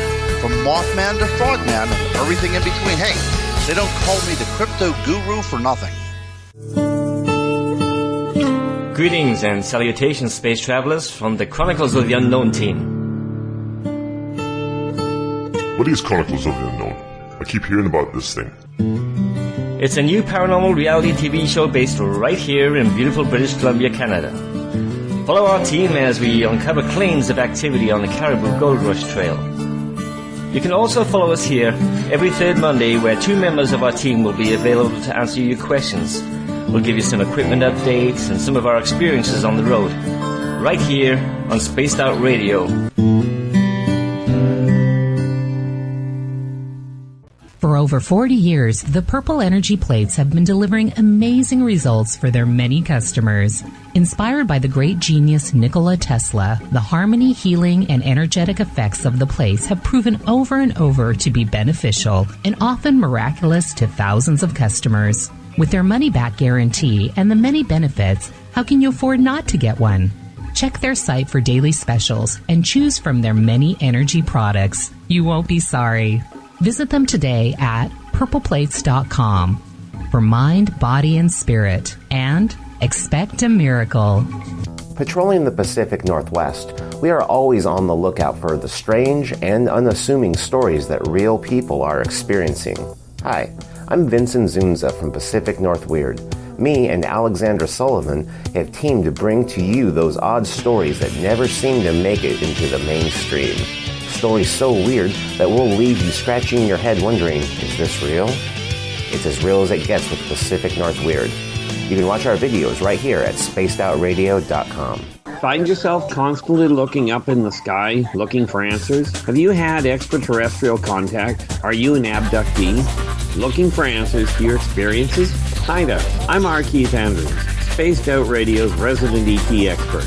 Join me live the first Friday of every month, where I take questions from the Spaced Out Radio chat room and help you understand those from the far-off world. It's 2 hours of knowledge every experiencer should listen to. Hope to see you there. Hey everybody, this is Patrick Webster Small, and I'm here to bring you the Webster Phenomena every Saturday night, live at 8 p.m. Pacific, 11 p.m. Eastern. If you're looking for aliens and extraterrestrials, well, we've got them. Big and tall, short and small. You're bound to find what you're looking for. So join me on the Webster Phenomena right here on Spaced Out Radio. Hi there, this is Jolene with Rivulet Reiki and Readings, and I want you to relax. Let me help you chill out and get in touch with your body, mind, and soul.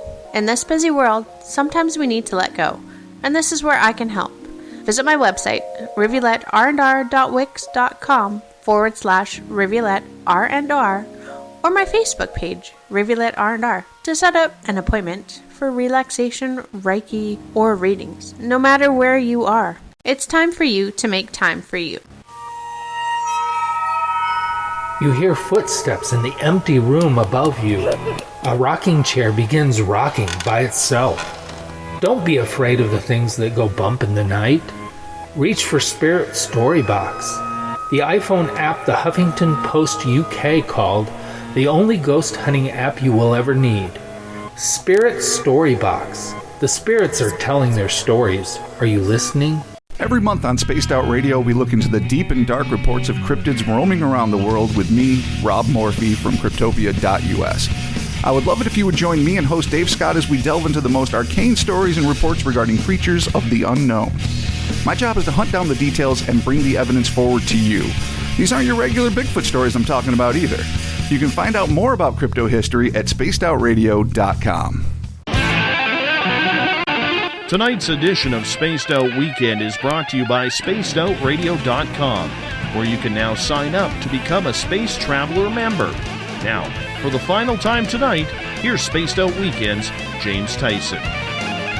Welcome back, everybody, to Spaced Out Weekend. I am with Derrick Faust. He is a interesting young man who has had encounters with light beings for quite a while, and eventually found they were his family. They were his, we'll call it a space family, and they drop in to see how he's doing.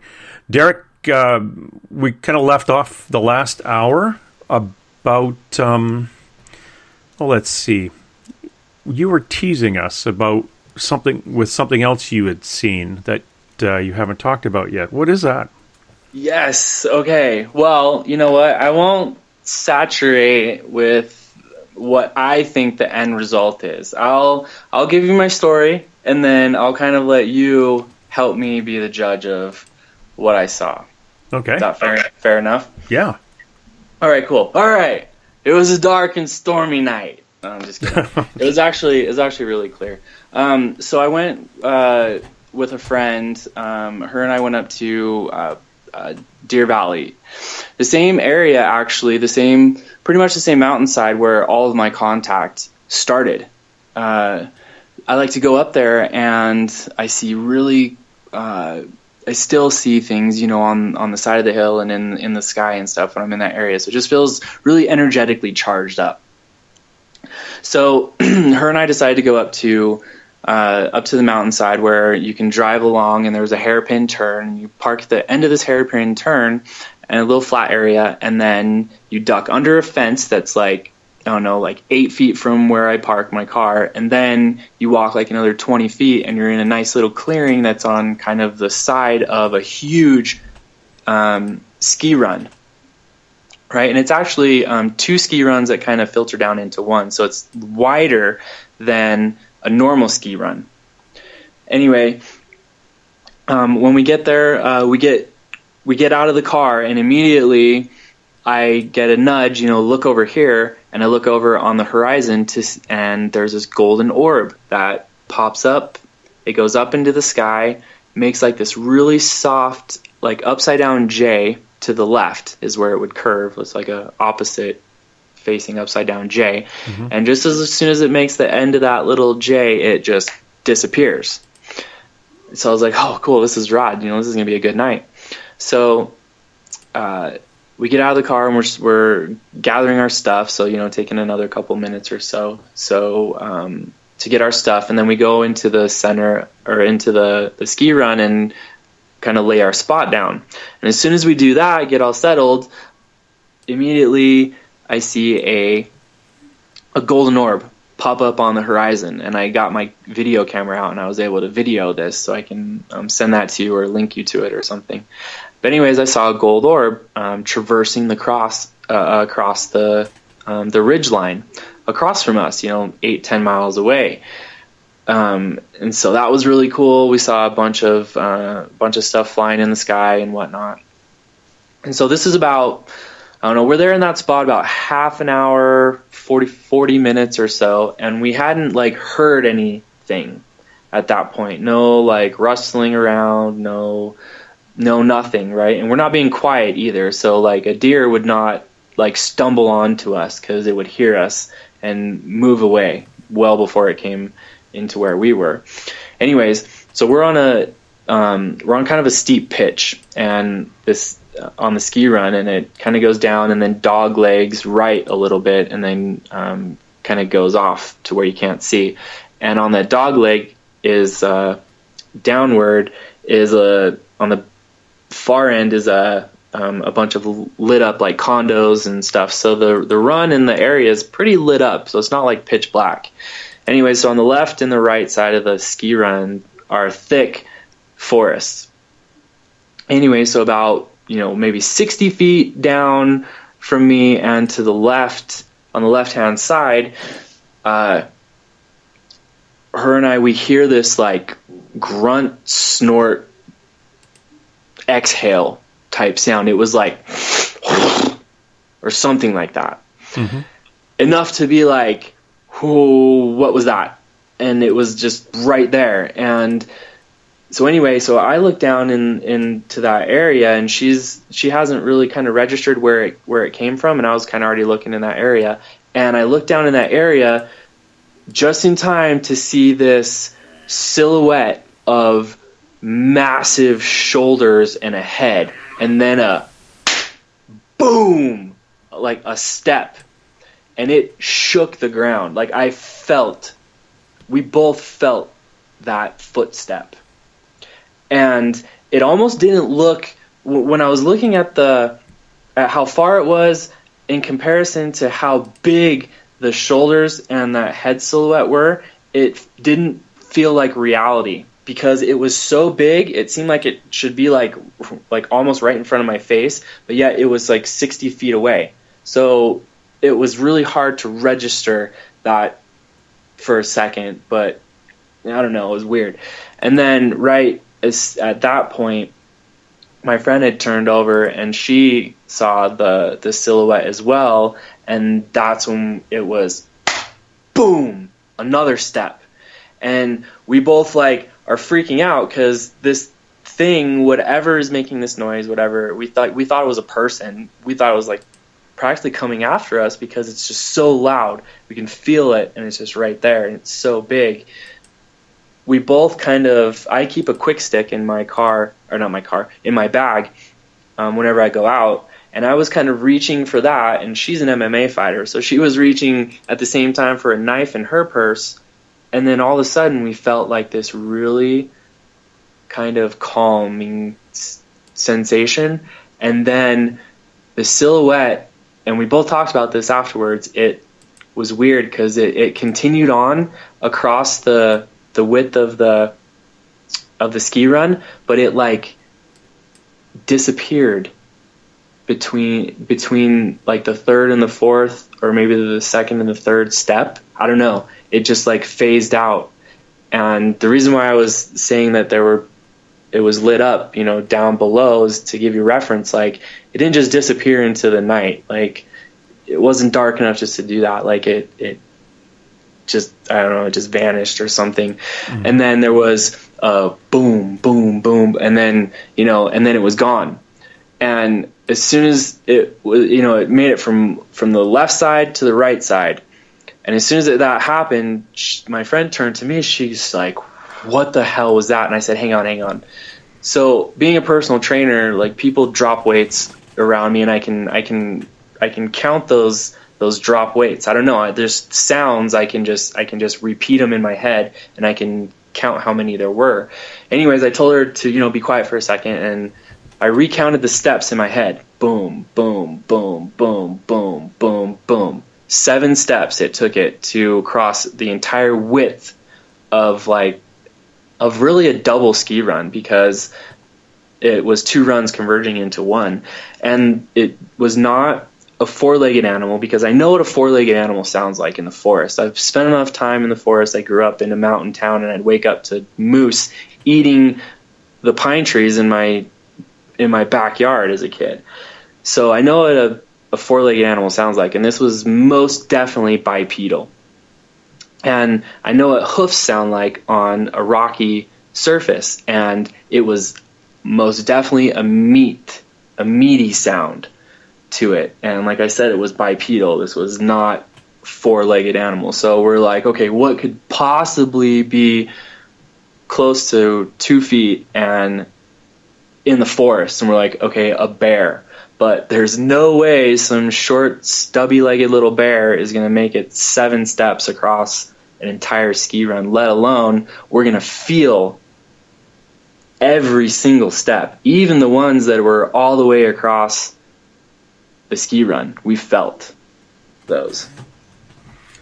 So, marijuana is legal in Utah right now? No, you know what it is? Did you also, in that area, you've got some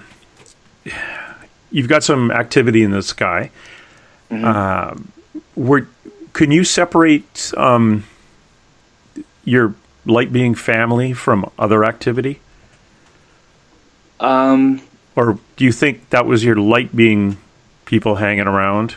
People? I think it was, okay. Because actually after that incident, I talked to I was on another show with a Bigfoot researcher, because the person who was doing the show knows me and wanted me to talk about it, and she was blown away, because she's like, wow, I've only heard 2 other people in all my years talk about a golden orb. Oh, no, I'm sorry, I was the second person. She said one other person, and then she talked about how she had a Bigfoot experience, and they're her family, and they brought in some kind of golden orb. Well, that's interesting. Now, you and I, and maybe 1 or 2 other people, think that Joanna the medium has some connection. So, just from our own personal experience, and her telling you what you already know out of the blue, really. Yeah.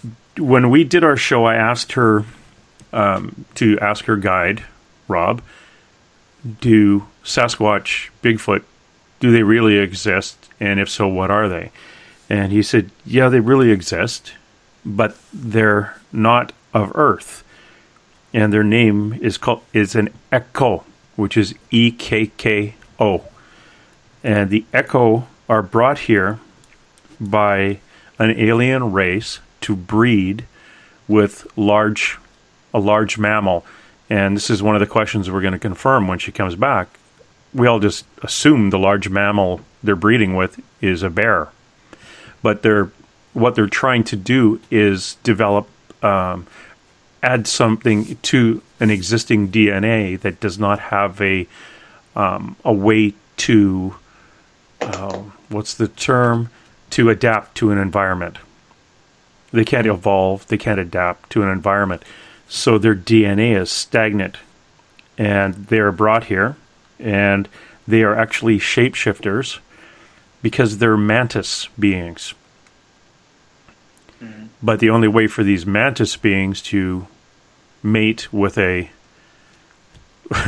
bear or some other big being, because mantis beings are rather large, is they get into the big, hairy, stinky thing and move on, which explains why we don't find dead ones, and we don't find big Sasquatch houses and hotels. Mm-hmm. But it's funny. I was out at a place called Concrete, Washington. Very, very active place, ghost-wise. 2 rivers coming together. Hydroelectric facility built on top of quartz, and not only very active with ghosts, but very active with UFO activity and Bigfoot.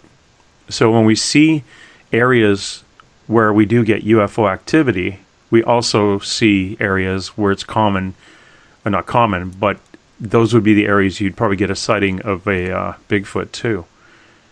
So we're starting to see, if you're looking back at these locations, they're kind of going hand in hand, Bigfoot, UFO, and within the same 100 miles. Mm. That's my thinking anyway. And so that's why your guy kind of faded away. Yeah, and if I could expand on the breeding with large animals or mammals, the next night I went back there to leave Bigfoot some kind of present, right? I actually left like a watermelon and a bag of stuff, and I nicknamed it Operation Watermelon. But anyways, you go hiking with the weirdest things. I go out there with like some trail mix and maybe a chocolate bar. No, Derrick, the CrossFit guy, goes with a watermelon. Right, like Bigfoot treats. Yeah. But anyway, so when I went there, I pull into the same spot that I had the previous night, and as I pull in there is a huge buck. It could have been an elk. I don't. Probably was. Maybe it was an elk. No, it was a buck. I don't think it was a buck. Anyway, huge buck, and was just right there in the same location, and it was waiting there for me because it didn't freak out when I got there. I got out of my car, it was just kind of hanging out and chilling there, and I got my video camera out and I recorded it for a little bit. So, I mean, I'm thinking that either that animal had something to do with the Bigfoot, or even the Bigfoot was that animal. Oh, that's interesting. That's an interesting theory too. Very cool. Mm-hmm. Yeah, very cool. Thank you for letting me share that. Oh no, that's one of the things that I'm really interested in, the connection between Bigfoot and extraterrestrial activity. I'm seeing that a lot more, and now that I have you here, I wanted to talk to you this on the phone anyway, but yeah, because of your interaction with Joanna and Joanna's spirit guide, I'm finding in communicating with a lot of the psychics around, Jeannie Borgen, people like Marianne Morgan, these people who've been doing psychic investigations, helping police and governments for years, and their spirit guides are now more and more of them. Spirit guides are stepping forward, and they are extraterrestrials. So what the heck is going on? Why isn't it Uncle Bob, who's now the spirit guide, or some other spirit guide when Uncle Bob comes through? Now we're getting all these ETs as spirit guides. Uncle Bob still comes through to talk to the ET about, I lost the keys down the couch, you should go look there. But we're having ETs coming in and opening doors for us to ask the questions that we've always wanted to know the answers to. Mm-hmm. We asked, are there bases on Mars? Not anymore. And was the other one, are there any bases on the moon? Yeah, there's 3. And they're ET bases, and NASA knew they were there before they sent them the first moon landing up. Mm-hmm. And they actually came, there was a John Glenn or somebody talking about them standing on the ridge. Mm-hmm. Yeah, there's also a guy named William Tompkins who saw a lot of the NASA footage that didn't make it to public view, but according to him, there was huge, like, battleship type of craft that were waiting there on the ridge of the crater, and standing on the ridge were reptilians, and they were basically giving them the bird. There you go. Yeah. Yeah, that was the other question. We talked about reptilians, and he said that they don't like being called reptilian. They gave the name for the reptilians were, but offhand I can't remember what it was.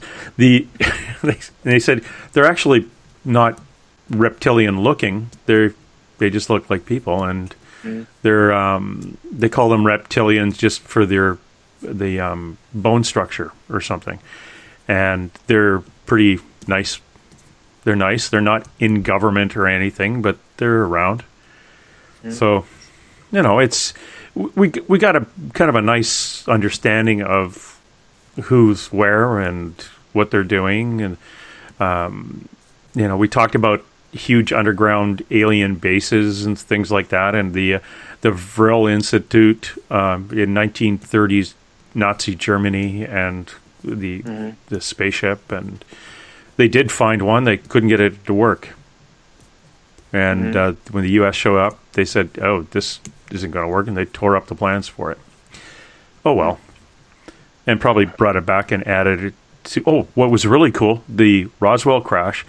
The female died on impact, but there was one that lived, and they took it to Ohio or wherever they had to take it to after Roswell for study. And I asked, well, whatever happened to that one? And they said it's still being examined, or it's still on.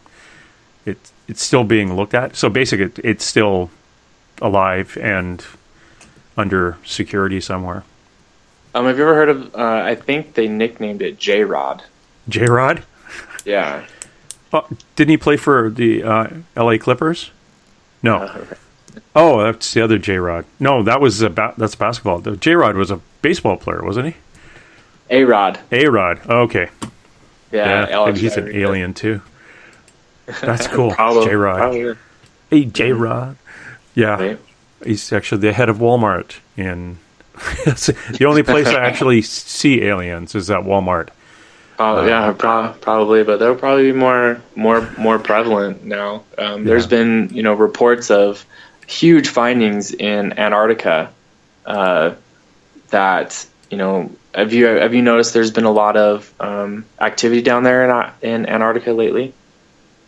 I haven't noticed because I don't live close. So John Kerry went down there actually on election day. Uncharacteristically, like, why is John Kerry going down to Antarctica during the election? It doesn't make sense. And then you have Buzz Aldrin, who went down there. I think there was another space astronaut, John Glenn or something like that. But I think it was Buzz Aldrin who tweeted out a picture of a stone pyramid down there in Antarctica and said that, we're all in trouble. Like, this is pure evil. And then he deleted his tweet. That's bizarre. Yeah. What could be evil in Antarctica? Well, that's what we talked about with Joanna too, about the Germans going down to Antarctica and hiding all their UFOs and big factory submarines. And that's why Admiral Byrd went down, but there was nothing there. Operation High Jump? Really? She says there was nothing. Really? Because he came back and reported about there being an unstoppable force there, and that was the same time the Germans had their flyby at the White House, like in the 1952 or something like that. The Germans had a flyby? Yeah, there was a UFO flyby in the White House in the 50s, and that was the Germans' response to Operation High Jump and Admiral Byrd's complete failure to do anything to the force down there. Odds bodkins. Yeah. Because we found out, Maria, who translated the information on how to fix the UFOs, that the Nazis found, she ended up, she's dead. She was tortured and murdered and thrown into a river in Yugoslavia. And that's where she is right now. She was a spy for the U.S. government. So she didn't make it off the planet.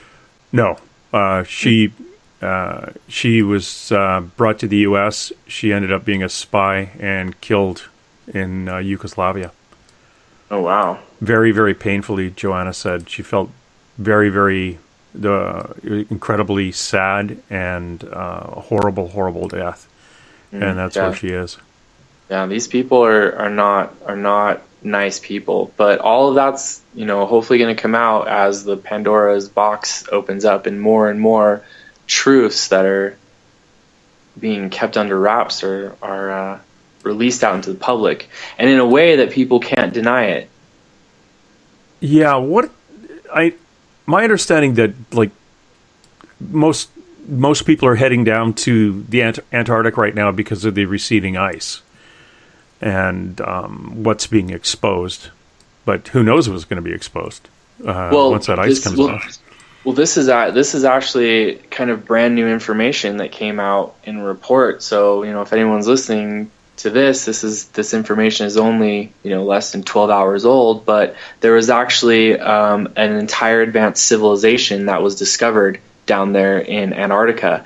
This is basically confirming that Atlantis is real. It was they're finding all this advanced tech, advanced civilizations, flash frozen people. They're calling them, I think, pre-Adamites or something like that. But the Atlantean people. But this whole city and all this tech is being unearthed, and that's why all of these people are going down this mad dash to Antarctica right now is to see all of this that's going on. And I guess there's like thousands of these pre-Adamites that have survived and living in our culture. They're the ones that have the elongated skulls that have been unearthed in, numerous archaeological digs. Yeah. And, part of the reason why, in Catholicism, they wear those, I don't know what the hats are called, pontiff hats, or I don't know, but those big hats to conceal their elongated skulls so that they could, walk around us without anyone, knowing. So they're kind of the ones that have been able to survive, all these thousands and thousands of years since Atlantis. They're now claiming like they want back into their civilization. They want their rights back, but we're not, or the ones who are in control of all that is not letting them into it, because they want to utilize it. And what they're going to utilize it for is they want to utilize it as a huge distraction from everything that's coming out now because of the WikiLeaks and because of the Podesta emails and all that. They want to utilize it as a distraction. So that might be the next hammer that goes down. So you might hear in the news relatively soon about an advanced civilization found in Antarctica. Oh, cool.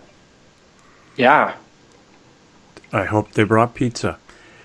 I know back, I was reading that back in the, 1500s sometime, there was a Turkish explorer that went down and found himself off Antarctica, and they have a map that goes back to his exploration, and there was no ice on the shore. Mm-hmm. So it was a subglacier coastline, like we'd find up in the mountains here, that where it actually was maybe 30, 40 miles off the coast before you hit the ice. So there was still, back in the 1500s, an area that would be a little more habitable than sitting on a big ice chunk. So yeah, as the ice moves, it's fascinating. I just don't like Antarctica because it's got those bloody seals with the teeth like sharks. It freak me out. Penguins are so cute, and then those freaking seals, holy crap, they are big. Yeah. And the what are the, I can't remember what they're called, but they're just ugly friggin' the walrus. No, not a walrus. Walruses are up north, but the things that eat the penguins down there, crap, they're seals, but they have a huge head, and it's just all like multiple fangs. It'd rip you apart. They just tear you to shreds and eat you.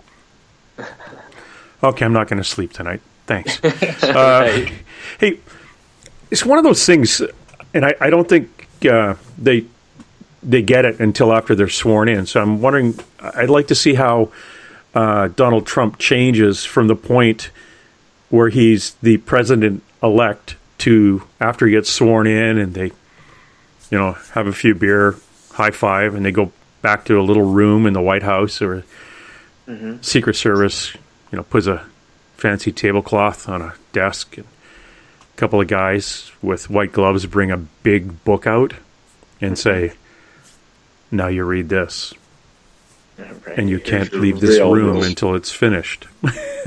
And at which point the gunslinging president walks out going, oh crap, this is all the stuff I can't do now because we've got alien bases under the Antarctic, we've got aliens working in the military, we've got three-headed penguins walking around. It's the book. The book that no one really says exists. Do you believe there is something like that, where there's a debriefing that goes on that just floors these guys when they come into a position like that? Oh yeah, absolutely. I mean, the first time that Donald Trump and Barack Obama were sitting down and they had that news conference, you could just see it in Donald Trump's body language and in his demeanor. He just seemed he got the oh shit moment. Not that everything was too big for him, because I think he's going to do a really good job. I think he has some advisors who are part of this secret space program alliance that are giving him really good advice. But yeah, you could just see it in his body language. I think he just got the, oh shit. Yeah. Yeah. I don't think he got it. He didn't get the heads up at that point, but I think Obama probably gave him like, yeah, there's some shit that's going to happen, and just show up with your big boy pants on, because it's going to come out of left field at you. Sure. Yeah. Yeah, it is fascinating in these positions. I think in every country in the world there's a book. Even at the state level, there's a book. And you get into office, and you got all these great plans, and they kind of pull you aside, and all these guys out of the Illuminati show up and say, "You don't really run anything." Mm-hmm. Yeah, the man at the 7-Eleven, he runs everything in the world. Right. Yeah. But who knows? You were in the military for a long time. You know, and I've been in a paramilitary group and the mounted police. It's one of those things. Our policy says we don't share information with the public on these subjects. And nobody ever questions on who made the policy. It could have been made 30 years ago because a guy was too lazy to want to fill out the paperwork, which is a government way of dealing with, questions from the outside. Do I really want to get into this? Nah, we'll just make the policies that we don't disclose it. Mm-hmm. And then it's off your desk.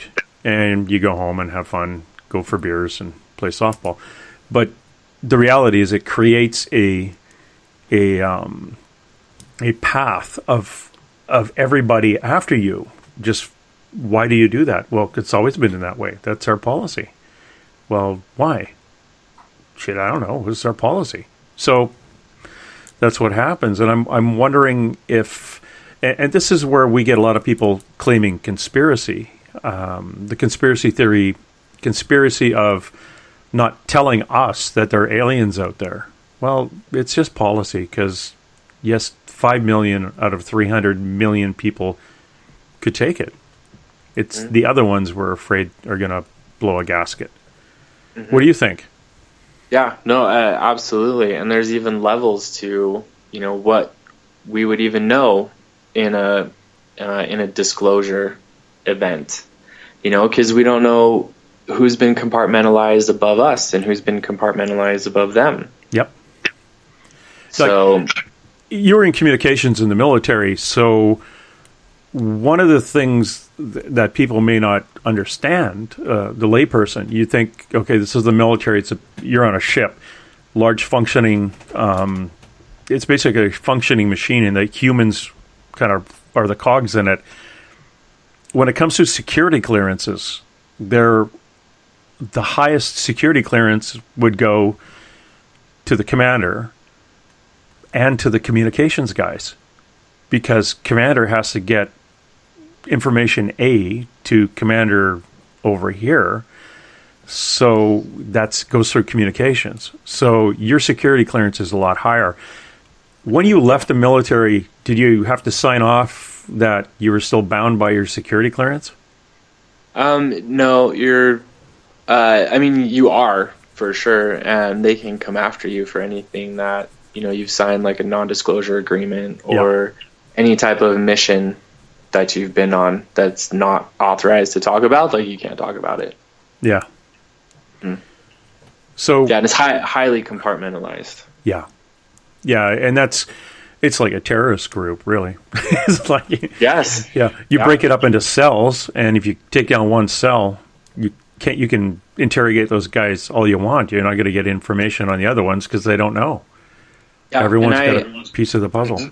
Yeah, and and I set up the communications for those black torture sites that weren't supposedly in existence, and I did the communications for them. So there's just so many levels upon levels upon levels of things that just we're not told about. Yeah. Do you think it's a good thing?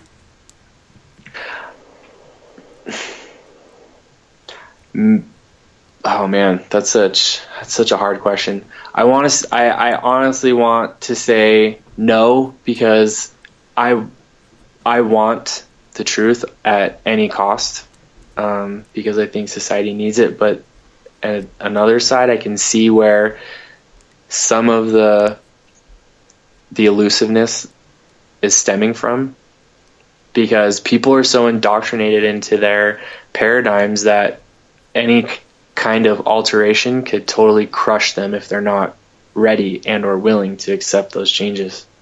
Yeah, we've always worked on a premise that you have to deal with the public at the lowest common denominator.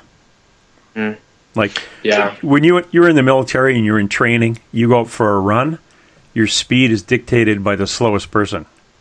Yes.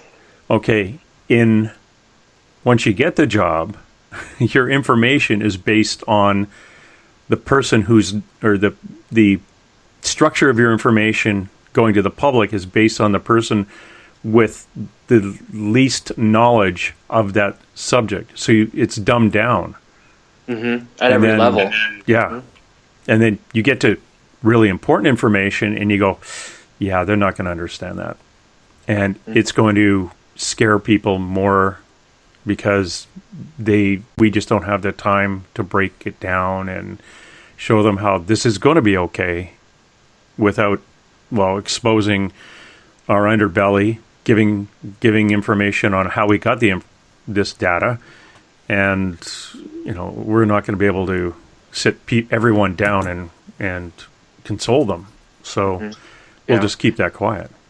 Yes. And I think that's been my kind of role too, is that it's been easy for me to digest and find this information and to fit it into these patterns and into these connectable dots that I can really break it down and explain people on a level at which they're ready for. So I think that's kind of like my role in this whole transitional period as well. Yeah. Things are happening, and things are happening on a global nature, to the point that you kind of wake up every day going, okay, what's going to change today? It's coming a lot quicker. It's more people, we've been talking about it for a year or so. More people are becoming sensitive. More people are understanding there is other things that may occur after your meat sack rots and you die. It's just one of those changes, this flux that we're going through. The addition now to ETs versus some other spirit guide helping a psychic. What does this all mean? And what are we going to be doing? Like, what is coming? What do you think is coming, Derrick?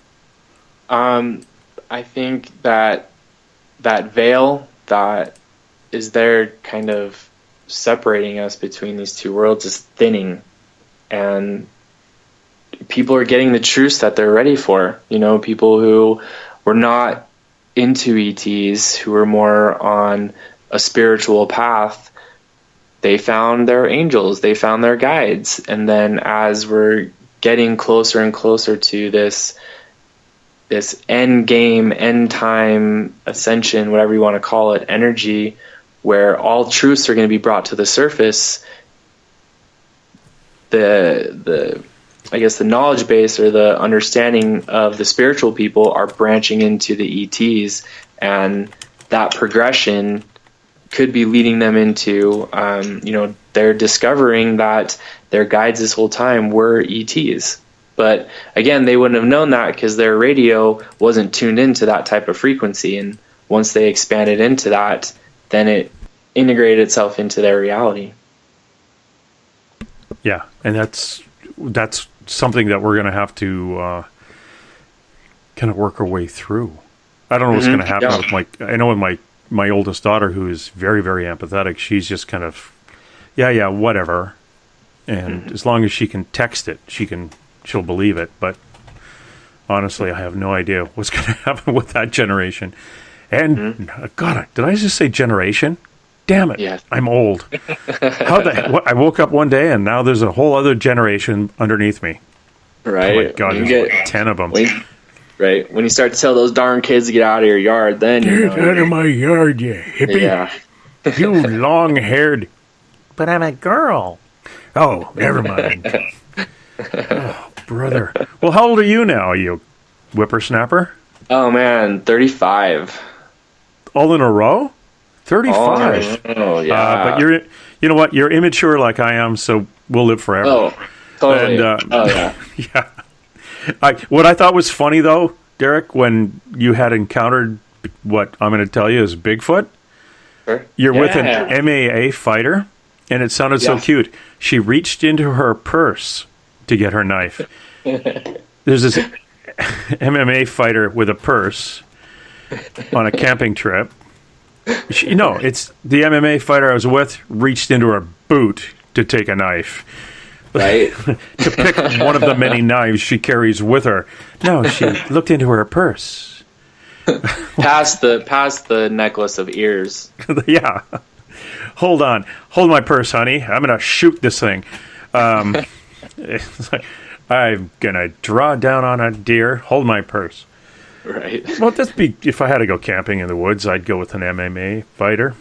Yeah, man. I'm a wimp, so take it away. Yeah. But you can train well. You're a good personal trainer. Yeah, but, I could probably take a punch, but not a hard one. Yeah. Well, don't punch me, for goodness sake.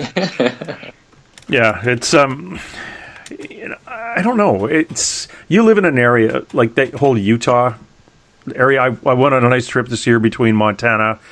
I did Montana, Idaho, Washington State, and was looking for Bigfoot. I bumped into a very nice elder on the Blackfeet Reserve in Montana. I did a reading for this person who, of course, was off. She was going to be a minister. And after the reading, she told me about the UFO sightings that she had encountered. She was like, you can do my reading, but don't really believe in that stuff because I'm going to be a minister. So I read for her. I hit everything right on, and then she discloses that she would drive to work at her restaurant that she owned, a little cafe, and there'd be silver spacecraft the size of football fields out to her left on the horizon down in the valleys, and that her brother was and his buddy was they lost a few hours, about 3 or 4 hours after seeing a UFO. And it just like, okay, so you don't believe in this stuff? Okay, that makes sense. Right. But you see it all the time. But it gets very, very active on the Blackfeet Reserve in northern Montana. Mm-hmm. Very, very cool area. As is your area too, especially when you get northeast. Yeah, lots of sacred ground, lots of energetic areas. I mean, I talk to people, who are energy sensitive, and they said that they've moved into these areas because of an energy that's drawn them here. So, I mean, I've seen, oh my God, so many crazy things, not just my light being friends or Bigfoot, but, I've seen a portal open up in that area, a mile high, probably 5 miles away from me, light up huge green, open up green, this little cat's eye dark spot in the center. I didn't see anything leave or come out of it, but, I've seen that in this area, and there's just so much activity with UFOs and unexplained things and even ghosts stories about in this area that there's something about here. Yeah. There's something really pushing people out there. I'm not going to say it's like Close Encounters where you're getting drawn to some devil's peak and making giant mashed potato sculptures at the table, but there's something pushing people, pulling people into places, even like what is it, Mount Shasta. There are more people poking around in Mount Shasta wanting to communicate with aliens than ever before. I've had contact down there. Oh, you have? Yeah, what was that like? Yeah. Oh man, I was gonna mention to you that we should meet up because I went to the Secret Space Program conference in Mount Shasta, and I was with a group of people who I'd met previously on Facebook, and we had synced up there in real life. And a couple of them had told me, they're like, I've never seen a UFO in my entire life. I'm like, oh shit, all right, hang out with me tonight and you're gonna see something. They're like, whatever, this guy's just boasting, talking shit. And so sure enough, like that night, like an hour into the night, like we're seeing probably like 18 craft, a golden orb that I got on video that's like traversing all across the trees and like all this stuff, and everybody is like totally blown away. So I think I like activate things within people, like just being around them. Well, yeah, you are. You're that you're that antenna that brings all this crap down on people. That's not crap, but yeah, basically you boost the vibration, you boost the energy up. Mm-hmm. Yeah, somebody said I have avatar energy that other empaths and stuff seek out, because there was a time, real recently within the past couple months, like there was an unusual amount of people that were energy sensitive that came out and told me that, like within the first like couple minutes or even hour of meeting each other, and then I'd hang out with them for a little bit, and a couple days later, and then they'd go about their business and do whatever. But these are just random people, and it was like 13, 14, 15 in like a month's time or something like that. So like something's being activated, I'm being activated, and I'm activating people. Yeah, and that is your path. Mm-hmm. Even on the radio, people tell me all the time that they listen to my show and they go out and all of a sudden they see these white flashing lights that they'd never seen before, or a golden orb, or something along those lines. So I mean, if that's my gift, like I am so happy to share that with everybody. Yeah, you just don't talk like one of those guys that would have that gift. You're supposed to like wear dark robes and talk really slowly and make no eye contact just until, well, make eye contact, but only just before you slit their throat. Right? I'm not creepy. Creepy is not my thing. Creepy.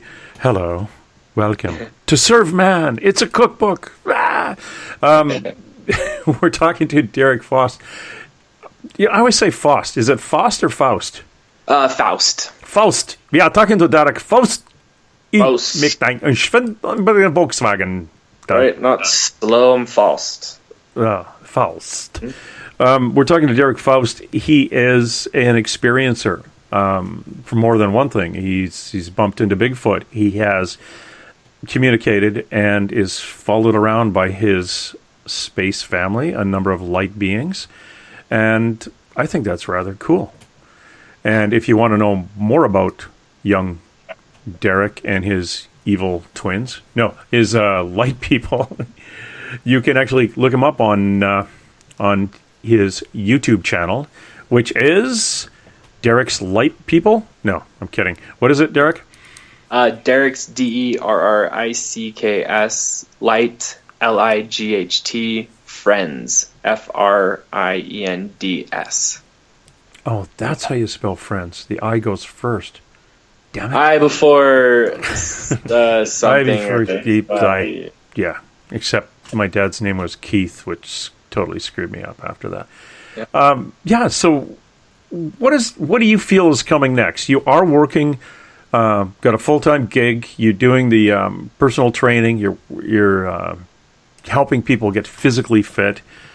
Where do you see yourself in 5 years? Oh man, Are you going to be moving more into the energy side of things? I think so. I think I've gotten more into. I've had all the visual experiences. Not that it's possible, but I've had more than an average experiencer.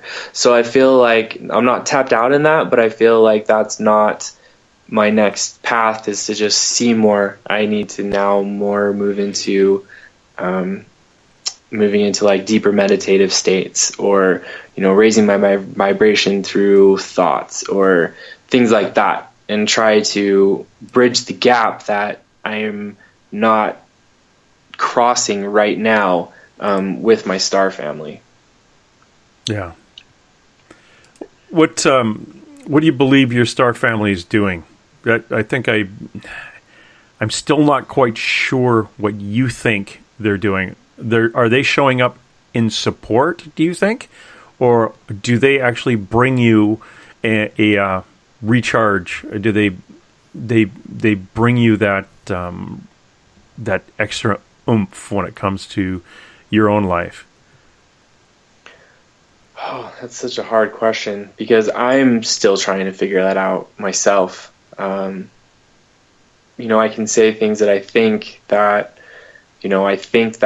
they came to me in the way that they did, allowing me to document and film these things in order for me to share this reality with people, in order for them to have their own experiences or to decipher what they went through. But as far as my role and their role, I don't know. I'm still trying to figure it out. Yeah. Well, I'm still trying to figure out stuff up too. So it's like, right. And I'm 3 times your age, so it's one of those odd things. Mm-hmm. As you peer into, like, you guys just came out of one heck of an interesting political year or two. Yeah. We have some people say, I'm one of them, that I was telling people to vote for your favorite vice president, no matter what political party you were going to vote for, because something was going to change around the 4 to 6 month mark after they get sworn in. Do you have any gut feeling of something coming up? I do. I think there's going to be some kind of solar event that's going to take place in the next couple weeks. Something that people need to get prepared for, as far as food and water and anything else they need to survive for 2 weeks or so. I think that some kind of event like that's coming. And then after that, after inauguration, when Obama can't pardon anybody who's going to be implicated in the crimes against humanity that'll be exposed, I think that will start to get prosecuted, and we're going to start to see some mass arrest type scenarios, a cleaning of house, so to speak. And then and I think we're going to get disclosure of a lot of the suppressed technologies and real information that is being kept from us. So I see that happening. Told by Joanna and a couple of other psychics over the last few months that no matter who got elected as president, they would be removed. They're not going to die in office. They're not going to, but it's over a legal issue. Mm. So that's why we're saying vote for your favorite vice president, because whoever gets in is not going to last very long over a legal issue. Mm-hmm. So we'll see what happens. Mm. Maybe that was if Hillary was in. And either one. It was either one. Mm. Joanna actually privately said Hillary was going to get more votes, which she did, but she said, it's whoever's president is going to not last because of a legal issue of some sort. So who knows? Mm. Yeah. Like I say, snuggle up to your favorite vice president, because that's the way things are going. And on that note, I'm going to kick you out of here because it's in the middle of the night where you live. Oh, it is past my bedtime. It is? Well, no, I'm an adult, kind of. Kind of. No, you're not. You're 34. I have ties that are 34. I want to thank you, Derrick, for dropping by. It's always a pleasure. It's probably because of that energy that comes up. And I hope to have you back relatively soon. Oh, absolutely. Anytime you shoot me an invite, I'm in. And thank you, everyone, for for listening along. I appreciate it. Thank you. And for everyone, tune in tomorrow night for Dave Scott, where he will be interviewing somebody. And until then, until next week, keep an open mind. This is our last goodbye. Young hearts will stop. Torn souls set free. All that we have is now. If this is what you want, then come to me.